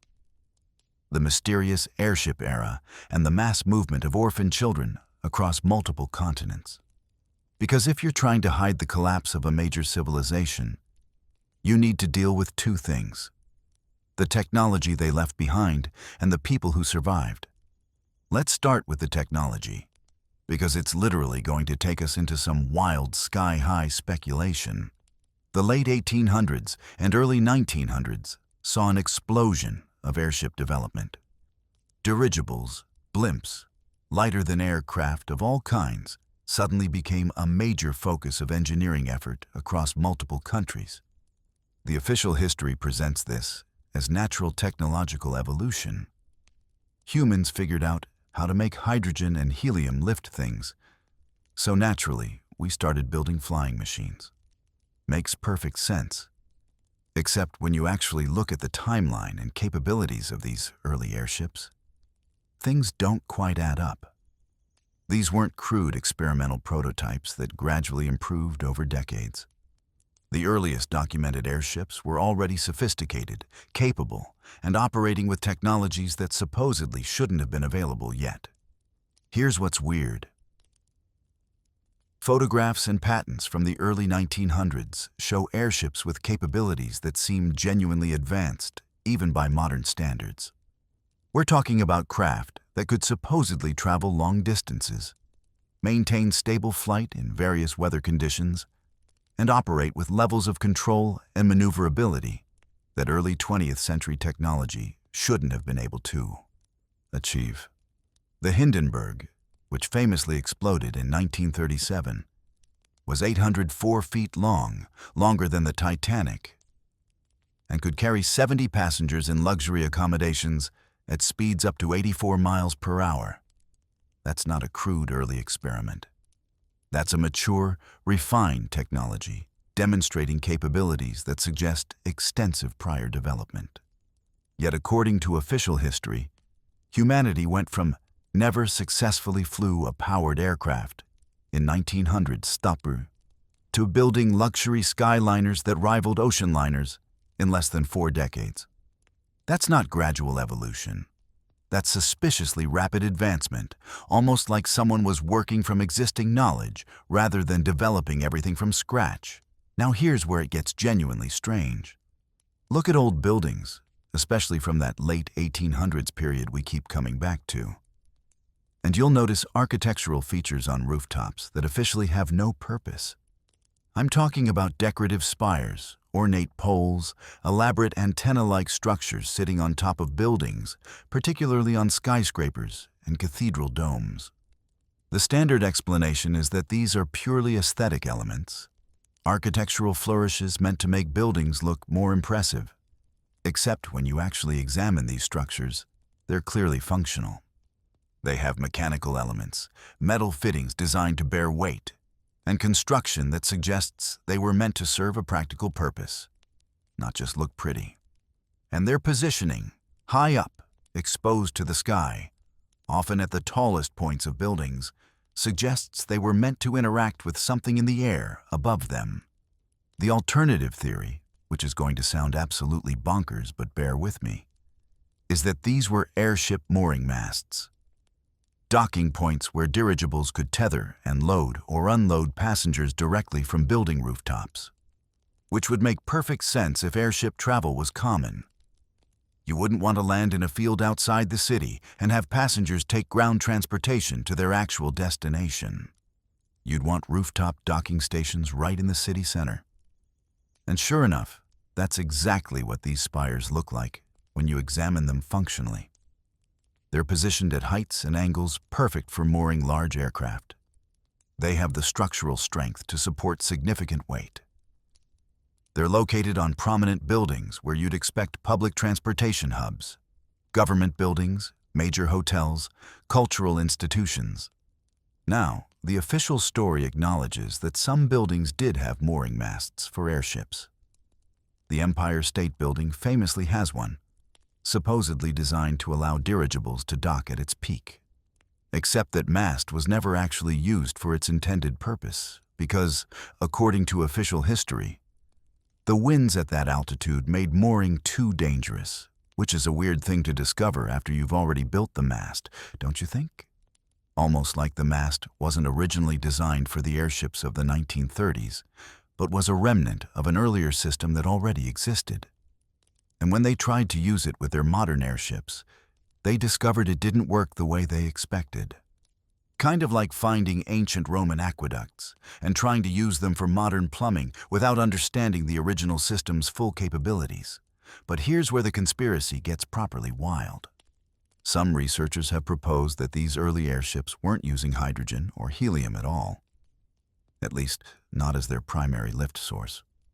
They suggest these craft were utilizing electromagnetic levitation, the same principles we discussed with the star forts and the wireless energy network. The theory is that Tartarian airships worked by manipulating electromagnetic fields, possibly using crystalline technologies or resonance principles we no longer understand. These craft could supposedly fly silently. Multiple historical accounts describe noiseless airships, that moved without the engine sounds you'd expect from propeller-driven aircraft.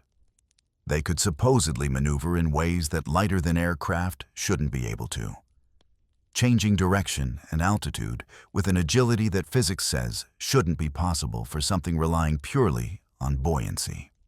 Now, I know that sounds like science fiction, but let's think about it practically. We've already established that if Tartaria had wireless electrical power through star forts, they understood electromagnetic manipulation at a sophisticated level. If you can harvest and transmit electromagnetic energy, you can potentially use that same understanding to create propulsion. Modern physics recognizes that electromagnetic fields can generate thrust. That's the basic principle behind proposed EM drive engines, which are controversial but theoretically possible. A civilization with advanced understanding of resonance, frequencies, and electromagnetic principles could potentially have developed aircraft that worked on completely different principles than our hydrogen and propeller designs.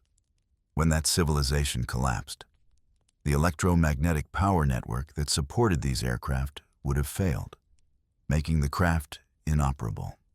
Survivors would have had to reverse engineer the designs using available technology, hence the hydrogen airships of the early 1900s, which were attempts to recreate flight capability using chemical lift instead of electromagnetic propulsion. And then there's the Hindenburg disaster, which officially was caused by static electricity igniting the hydrogen gas, destroying the airship and killing 36 people. Terrible tragedy, definitely. But here's what's suspicious about the timing. The Hindenburg exploded in 1937, and that disaster essentially ended commercial airship travel. Not gradually declined, not slowly phased out. One disaster, and the entire industry collapsed within years. Compare that to airplane crashes, which were way more frequent in the early days of aviation, but didn't stop airplane development. Every time an early airplane crashed, engineers learned from it and built better planes. But one airship disaster, and suddenly the entire technology is abandoned as too dangerous, despite decades of successful flights. That's either extreme overreaction or a very convenient excuse to discontinue a technology that was raising uncomfortable questions about where it came from and how it actually worked. Some researchers suggest the Hindenburg disaster was sabotage, not by conventional terrorists, but by interests who wanted to suppress airship technology because it represented remnants of Tartarian capabilities they were trying to erase. Destroy the most prominent airship in a spectacular, tragic way, and you create public opinion against the entire technology. Now it doesn't matter if someone discovers that old airships used electromagnetic principles or that mooring masts connected to a wireless power grid. The technology is abandoned, the infrastructure is dismantled or repurposed, and within a generation, nobody remembers that airships were ever more than chemical lift balloons that happen to explode sometimes. Perfect cover for eliminating the last visible traces of Tartarian aerial technology. All right, so we've got mysterious airships that might have been technologically more sophisticated than official history admits. Now let's talk about people, specifically children, and a demographic phenomenon that's genuinely disturbing when you examine it closely. Between the 1850s and 1920s, approximately 250,000 orphaned and abandoned children were transported from East Coast cities in America to rural areas in the Midwest and West. These were called orphan trains, and the official story presents them as a charitable program, taking homeless urban children and placing them with families who could provide homes, food, and opportunities these kids wouldn't have had in crowded city orphanages. Noble humanitarian effort, right?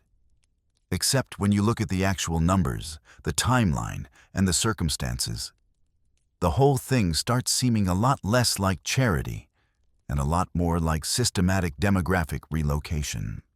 Let's start with the scale. 250,000 children. That's not a handful of orphans. That's a population transfer on par with major migration movements. And this is happening during a period when birth records, death certificates, and civil documentation supposedly existed and were being maintained. So where did all these orphans come from? The official explanation is urbanization. Poor immigrant families in cities, high infant mortality, disease, workplace accidents, creating lots of orphans.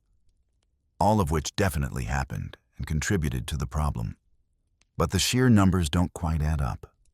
Even accounting for harsh urban conditions in the 1800s, producing 250,000 orphans over 70 years requires either genuinely catastrophic mortality rates or a lot of children who weren't actually orphans being classified as such for purposes of relocation. And here's where it gets suspicious. Many of these children had incomplete or contradictory documentation.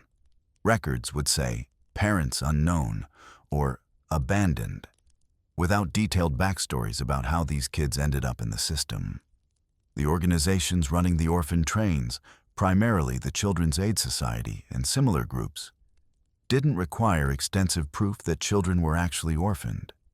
They operated on a model of, these kids need homes, we're providing homes, don't ask too many questions. Which is either remarkably trusting for 19th century bureaucracy or deliberately designed to avoid documenting where these children actually came from. Now here's the Tartaria connection. If a major civilization collapsed catastrophically sometime in the mid to late 1800s, you'd have survivors, people who lived through whatever disaster destroyed the infrastructure and killed significant portions of the population. Among survivors, children are both the most vulnerable and the most valuable. They're young enough to adapt, to forget, to have their identities reshaped. But they're also witnesses who might remember the before times, who might carry cultural knowledge and memories that contradict the new official narrative. So what do you do with thousands or hundreds of thousands of survivor children from a civilization you're trying to erase from history? You move them. You separate them from any remaining adults who remember the old ways. You place them with families in remote areas where they'll be isolated from others with similar backgrounds.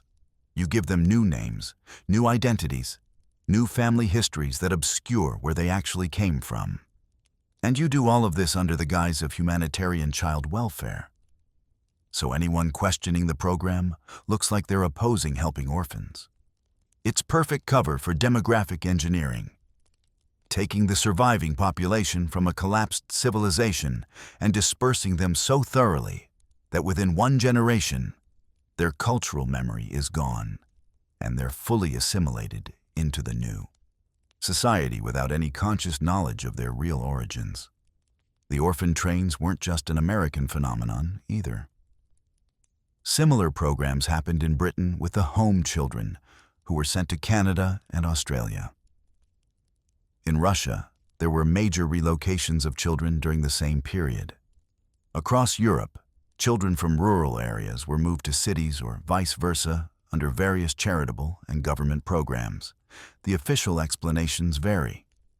Urban poverty, rural labor shortages, philanthropic efforts, moral reform initiatives.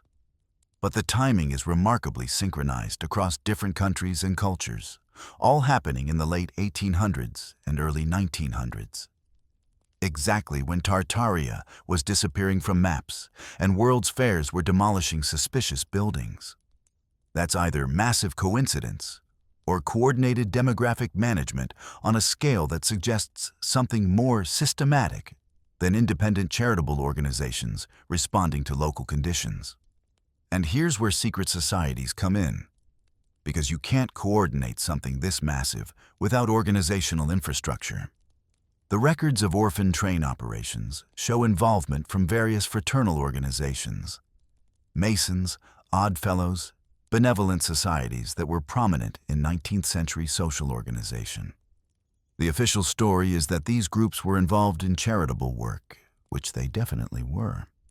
But these same organizations also had extensive international connections, secret membership protocols, and hierarchical structures that could coordinate activities across vast distances.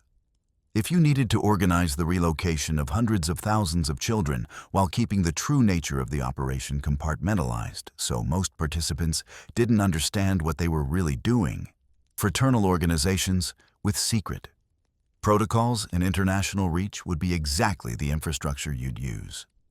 Most people involved in the orphan trains probably genuinely believed they were doing humanitarian work. The families taking in children likely thought they were helping orphans. The aid workers probably thought they were improving children's lives. But at the top level, coordinating these programs across multiple countries simultaneously, there might have been people who understood the real purpose. Eliminating cultural memory from a survivor population by dispersing them before they could reconstitute any kind of coherent community that might preserve knowledge of what was lost. The children themselves couldn't resist or question this. They were told their parents were dead or had abandoned them. They were given new names, new backstories, and sent to live with families who had no connection to their real heritage. Any memories they might have had of life before, different buildings, different technologies, different cultural practices, would be dismissed as childish imagination or confused recollections. Adults don't trust children's memories, especially when those memories contradict the official story. So within one generation, you have a population that might carry genetic heritage from Tartaria, but has zero cultural memory of it. They become fully integrated into the new society, believing the history they were taught, with no conscious knowledge that their own family line was deliberately erased and reconstructed. This is genuinely dark stuff to consider. We're not just talking about conspiracy to hide buildings or manipulate calendars.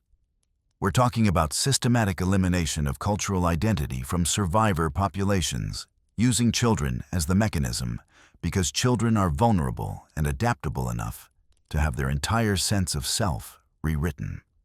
If true, it's one of the most comprehensive examples of cultural genocide in history, and it was accomplished while maintaining the appearance of humanitarian charity. The cruelty isn't in the act itself. Giving children homes is good. The cruelty is in the deception, using genuinely beneficial outcomes for individual children to mask the elimination of an entire cultural heritage. Now, I can't prove any of this definitively.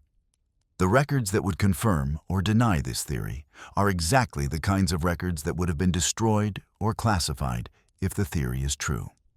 What we have are circumstantial evidence, unusual numbers of orphans, synchronized relocation programs across multiple countries, involvement of organizations with capacity for coordination, and timing that perfectly aligns with the disappearance of Tartaria and the destruction of Tartarian infrastructure. Could all be coincidence. Could be that urbanization really did create that many orphans, and various charitable organizations independently decided to start massive relocation programs at the same time. But at some point, the number of coincidences required to maintain the official narrative starts seeming less plausible than the alternative explanation that something more coordinated was happening. And here's why this matters beyond just historical curiosity. If the orphan train theory is even partially true, it means millions of people alive today might be descendants of Tartarian survivors without knowing it. Your great-great-grandmother who was orphaned in New York and sent west to Nebraska might not have been an orphan at all.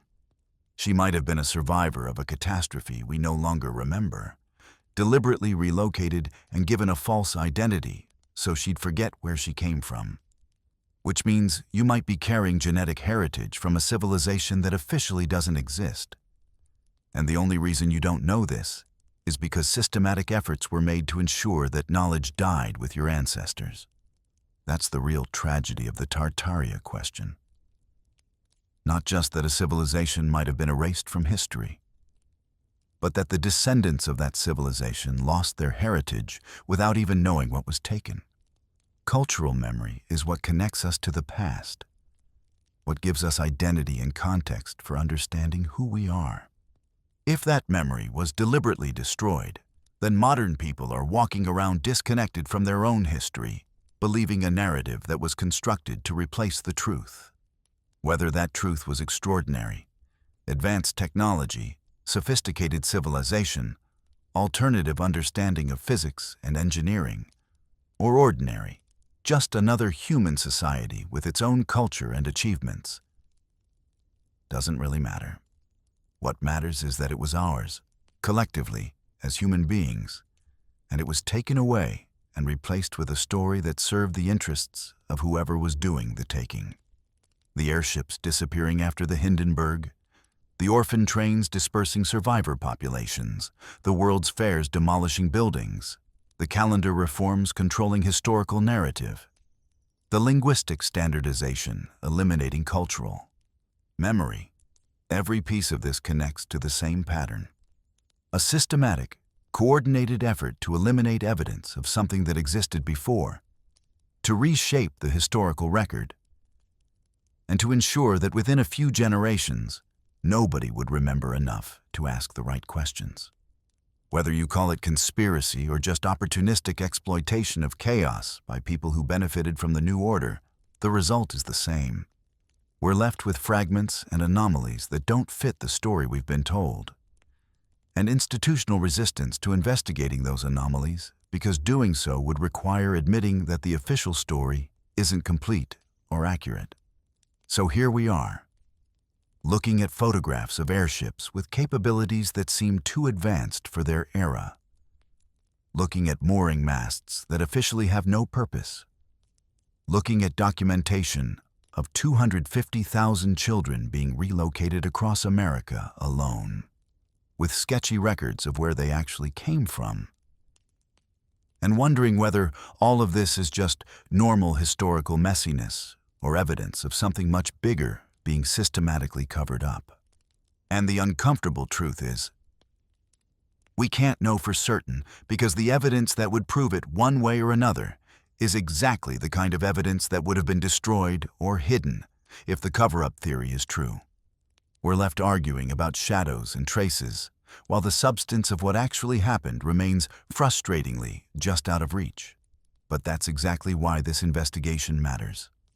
Because even if we can't definitively prove Tartaria existed or that there was a coordinated effort to erase it from history, we can prove that the official historical narrative has major gaps, inconsistencies, and unexplained anomalies.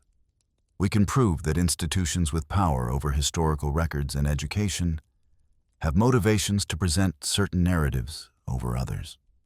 We can prove that what we're taught as history is always filtered through the perspective of whoever controls the telling. And acknowledging that means being willing to question, to investigate, to follow evidence even when it leads to uncomfortable conclusions. Because history isn't some fixed, objective truth that we passively learn. It's an active reconstruction of the past based on available evidence and the interpretations we apply to that evidence. If we're not willing to reconsider those interpretations when new evidence or analysis suggests they might be wrong, we're not actually interested in understanding history. We're just interested in maintaining comfortable narratives. We've covered physical evidence, buildings, maps, buried cities, demographic relocations. Now let's venture into territory that's going to make everything we've discussed so far seem downright conventional by comparison. Let's talk about what happens in people's minds when they visit these supposedly Tartarian locations. Because there's a phenomenon that keeps showing up in anecdotal reports, visitor testimonials, and even some actual scientific studies. People experience weird psychological effects when they're inside old cathedrals, standing in star forts, or walking through historic buildings that fit the Tartarian profile. We're talking about vivid sense memories of places they've never been, sudden emotional responses they can't explain, feelings of déjà vu so intense it's like their brain is insisting, "You've definitely been here before," even when they objectively haven't. This could all be dismissed as psychological quirks and overactive imaginations. And maybe it is.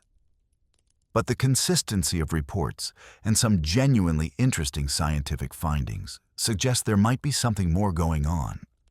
Let's start with the subjective experiences. Because even though anecdotes aren't scientific proof, patterns in anecdotes can point toward phenomena worth investigating. Visitors to old European cathedrals frequently report experiencing what they describe as memories that aren't their own. Glimpses of the building in a different era. Sense impressions of crowds and ceremonies they couldn't possibly have witnessed. Emotional responses that seem disconnected from their actual life experiences. Tour guides at these locations have heard these reports so often they've got standard responses ready. Oh, yes, the building has that effect on many people. As if it's perfectly normal for Gothic architecture to induce spontaneous pseudo-memories in random tourists. Which, let's be honest, is not typically how buildings work. Your local grocery store probably doesn't give shoppers vivid flashbacks to medieval markets. Yet put someone in a cathedral built in the 1400s, and suddenly their brain is serving up detailed sense memories of candle smoke and chanting monks. Now, the conventional psychological explanation is that these experiences result from contextual cues triggering imagination. You're in an old building, your brain knows it's old, so it fills in details based on your cultural knowledge of what life was like in that era. Fair enough. That's a reasonable explanation that accounts for most of these experiences. Except it doesn't explain the specificity. People don't just vaguely imagine old-timey stuff. They report specific architectural details that aren't visible anymore. Describe ceremonies that happened in the building based on historical records they've never read. Or experience emotional states connected to events they couldn't have known about. That level of detailed accuracy starts pushing beyond imagination based on context clues and into territory that requires either remarkable coincidence or some mechanism for accessing information that shouldn't be available through normal perception. Here's where it gets into genuinely speculative science, but science that has at least some experimental backing. There's research in parapsychology and quantum physics. Yes, actual physics, not pseudoscience, suggesting that crystalline structures might be capable of storing information at a molecular level. Quartz crystals, specifically, can hold electrical charges and vibrate at specific frequencies. That's why they're used in watches and electronics.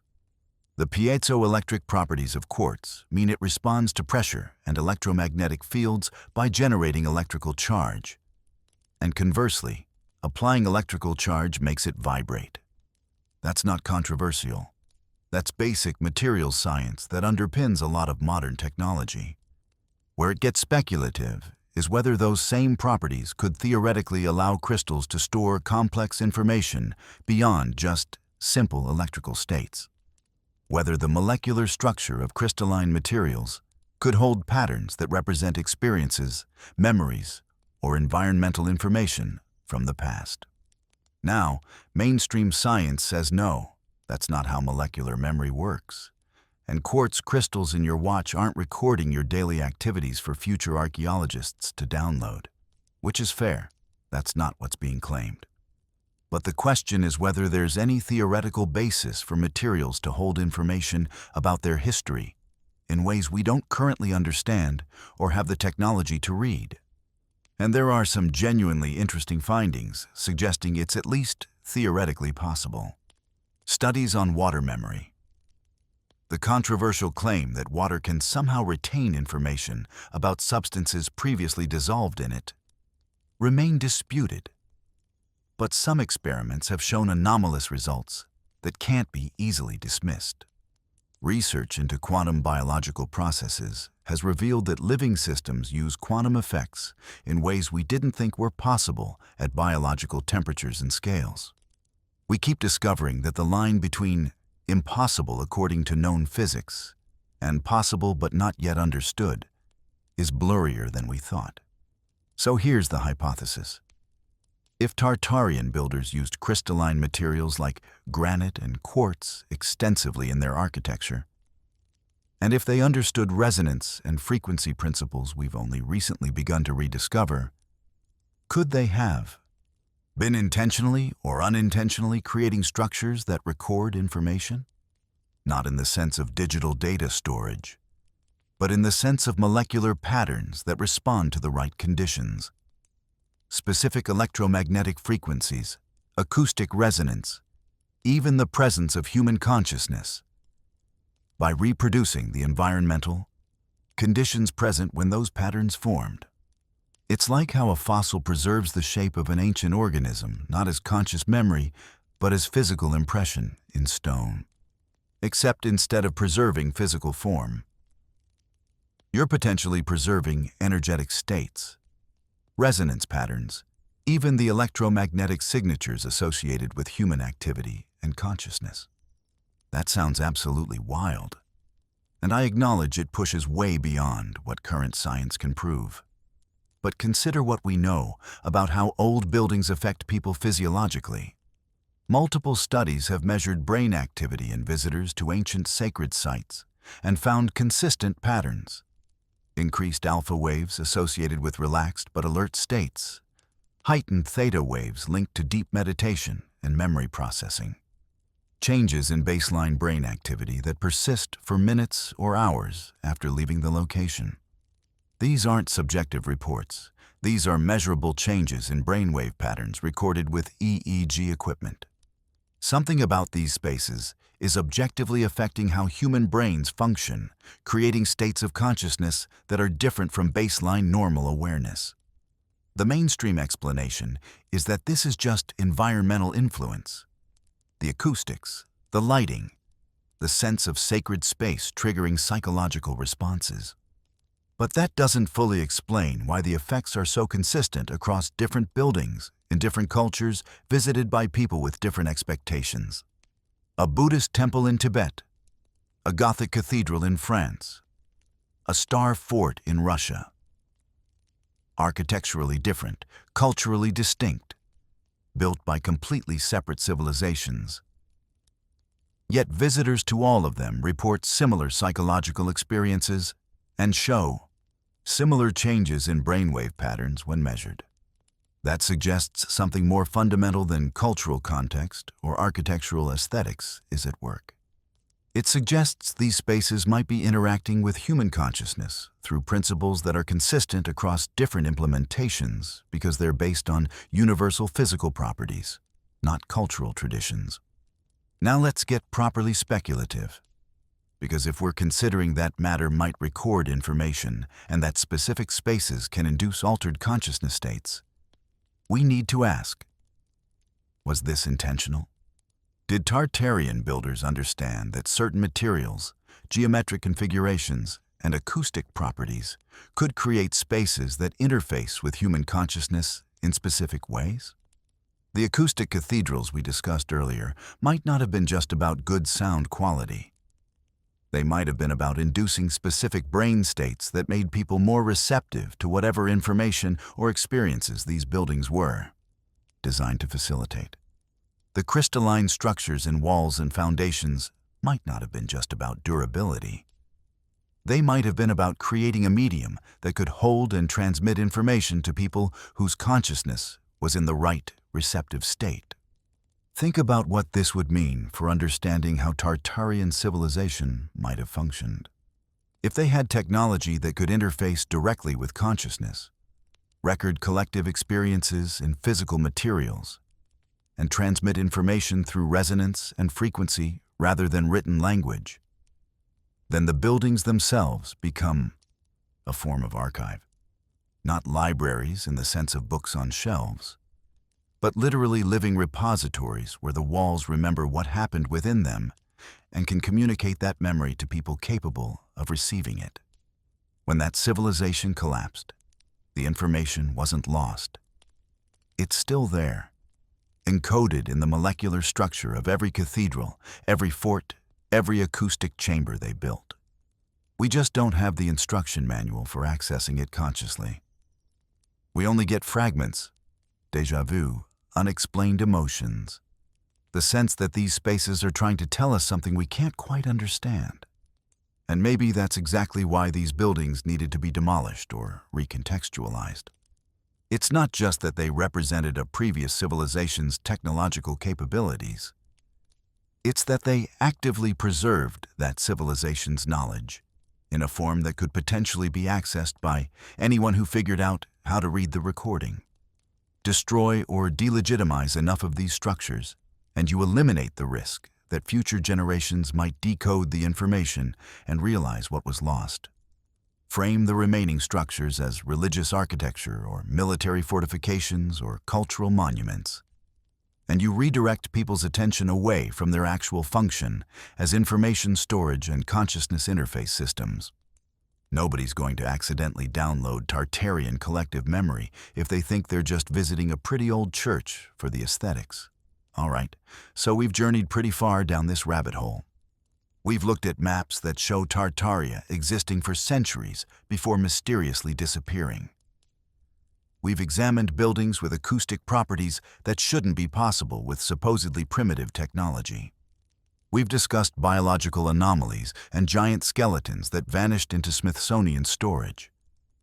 We've analyzed star forts positioned on electromagnetic anomalies and potentially serving as wireless power nodes. We've traced linguistic patterns suggesting a once unified cultural sphere that got deliberately fragmented. We've documented buried cities inconsistent with gradual urban development. We've questioned World's Fair timelines and the demolition of supposedly temporary structures. We've explored calendar manipulations and chronological inconsistencies. We've investigated airships with anomalous capabilities and mass relocations of orphaned children. And we've just ventured into consciousness interfacing architecture and matter-based information storage. That's a lot of interconnected anomalies, all pointing toward the same conclusion. Something significant happened in our recent past that isn't being accurately represented in mainstream historical narratives.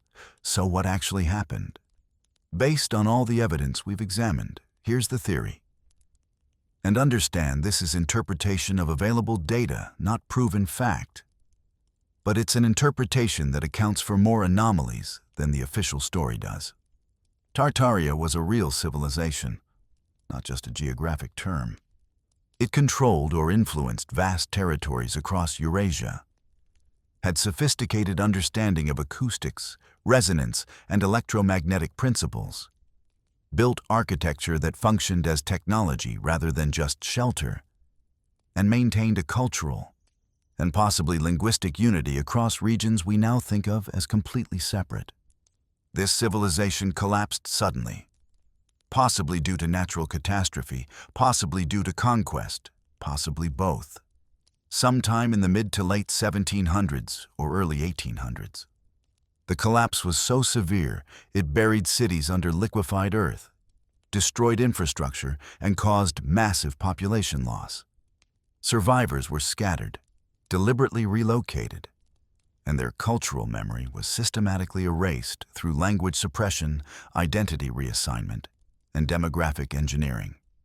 The physical evidence of Tartaria, the buildings, the technology, the architecture, couldn't be entirely eliminated because there was too much of it. So instead, it was recontextualized. Buildings were redesignated as newer construction than they actually were, or attributed to other cultures and time periods. Technologies were either destroyed, like the airships after the Hindenburg, or reframed as primitive attempts at capabilities we've since surpassed, like the star forts being just military installations that didn't understand modern warfare yet. The timeline itself was manipulated through calendar reforms and historical revisionism, creating confusion about when things actually happened and making it harder to piece together accurate chronology. And within a few generations, the official narrative became so entrenched that questioning it marked you as a conspiracy theorist rather than a serious researcher. Now, why would anyone do this? Why the effort to erase an entire civilization from collective memory? The most obvious answer is control. Control of energy control of technology, control of the historical narrative itself. If Tartaria had wireless power transmission, if they had acoustic technologies we're only now beginning to rediscover, if they had understanding of consciousness and matter that we've lost, then that knowledge represents a threat to anyone whose power and wealth depend on controlling centralized resources. You can't monopolize energy if everyone knows how to build a star fort that pulls power from the Earth's magnetic field. You can't control information if buildings themselves can transmit knowledge to anyone who enters them in the right state of consciousness. You can't maintain social hierarchies based on technological advantage if the previous civilization's achievements demonstrate that our advanced society has actually regressed in crucial ways. But there's potentially something deeper than economics and politics. If Tartaria represented a different approach to civilization, one based on resonance and harmony with natural forces rather than domination and extraction, then its existence challenges fundamental assumptions about progress and human development.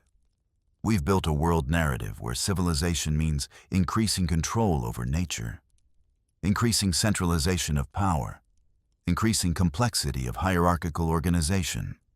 If there was a civilization that achieved sophistication through different means, working with natural forces rather than against them, distributing rather than centralizing, using resonance rather than combustion, then acknowledging that civilization means admitting that the path we've taken isn't the only option, and maybe isn't even the best option. That's existentially threatening to our entire modern worldview, which might explain why the resistance to reconsidering Tartaria is so intense even when confronted with evidence. Here's the thing, though. Evidence of Tartarian technologies hasn't actually disappeared. It's been hiding in plain sight, recontextualized as something else, but still there for anyone who looks carefully. The acoustic principles used in old cathedrals can be studied and potentially replicated. The geometric patterns in architecture that create resonance effects can be measured and understood. The star fort locations on electromagnetic anomalies can be mapped and analyzed. Even if we don't have the complete instruction manual for how Tartaria did what they did, we have enough physical examples to reverse engineer the principles through modern scientific investigation. And some researchers are actually doing this, studying cymatics, experimenting with acoustic levitation, investigating wireless power transmission, exploring consciousness-matter interactions. The knowledge isn't lost. It's just fragmented and obscured, waiting to be pieced back together by people willing to question whether our current technological paradigm is the only valid approach. So what does this mean practically?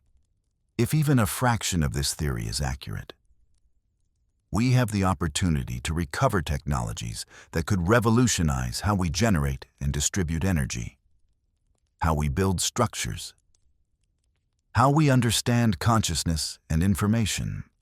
We could potentially rediscover acoustic technologies that make modern sound engineering look primitive.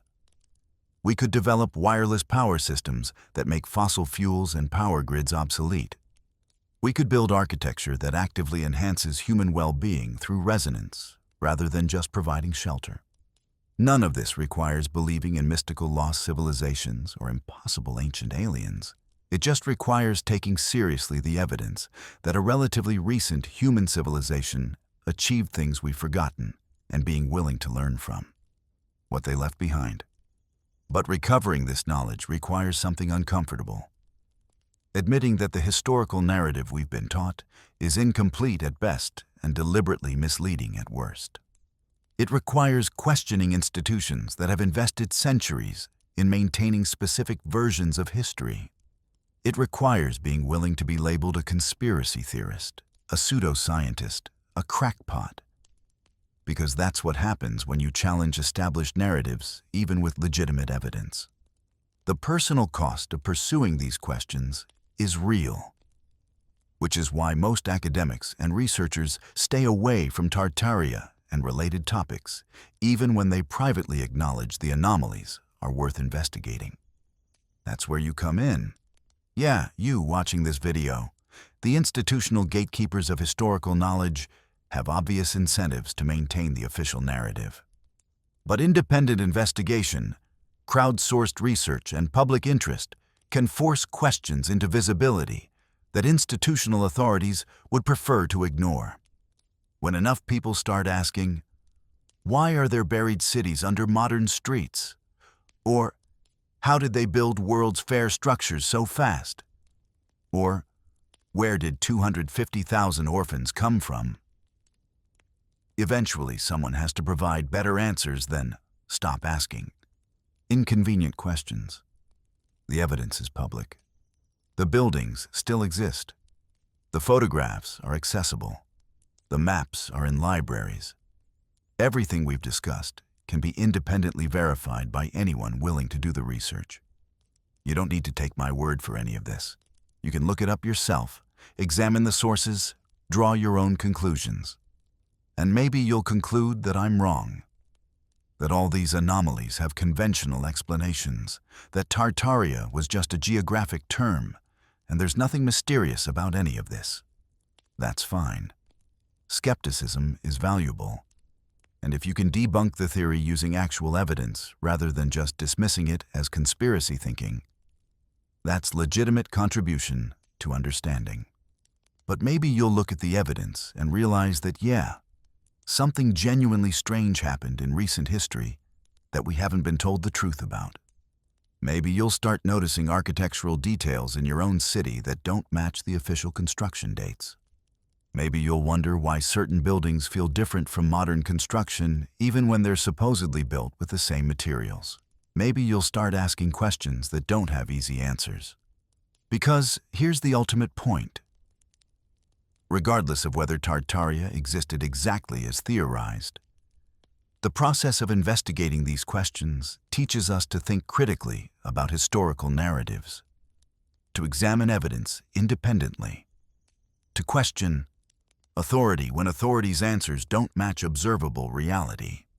Those skills are valuable whether you're investigating lost civilizations or just trying to understand the world you live in. History isn't some fixed, settled body of knowledge that we passively absorb in school. It's an active investigation, constantly being revised as new evidence emerges and old interpretations are reconsidered. The official story is just the current consensus, not the final truth. And consensus can be wrong, especially when those maintaining it have incentives to resist change. So take what you've learned here about acoustic cathedrals and star forts, about buried cities and orphan trains, about World's Fairs and calendar manipulations, and do something with it. Research further. Ask questions. Look for evidence. Share what you find. Talk to others who are investigating these anomalies. Build a community of inquiry that isn't dependent on institutional approval or academic validation.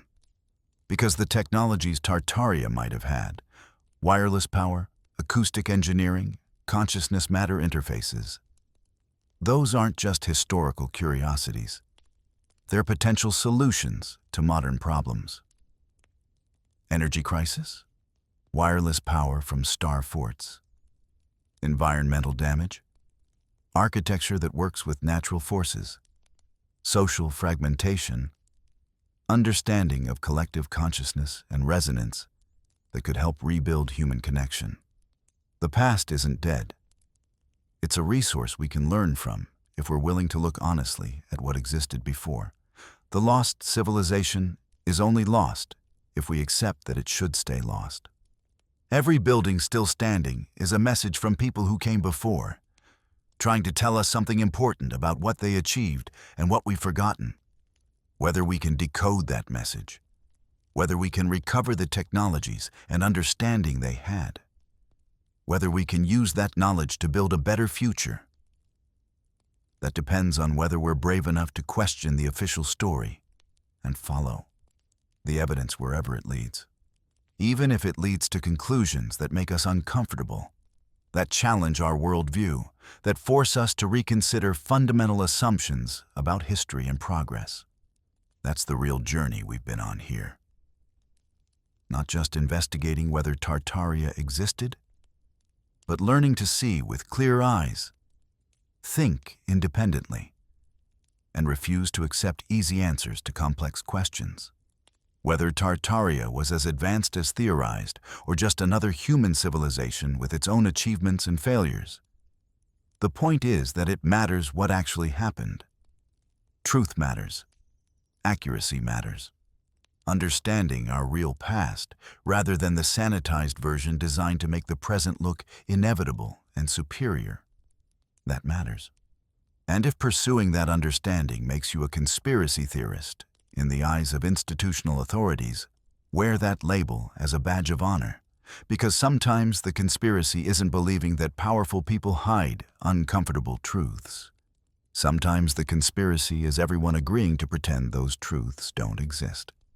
So there you have it, the case for Tartaria as a real, sophisticated civilization that was systematically erased from history, and why recovering the truth about it might matter more than you think. If you've made it this far through this investigation, drop a comment letting me know what you think. Is this all speculative nonsense?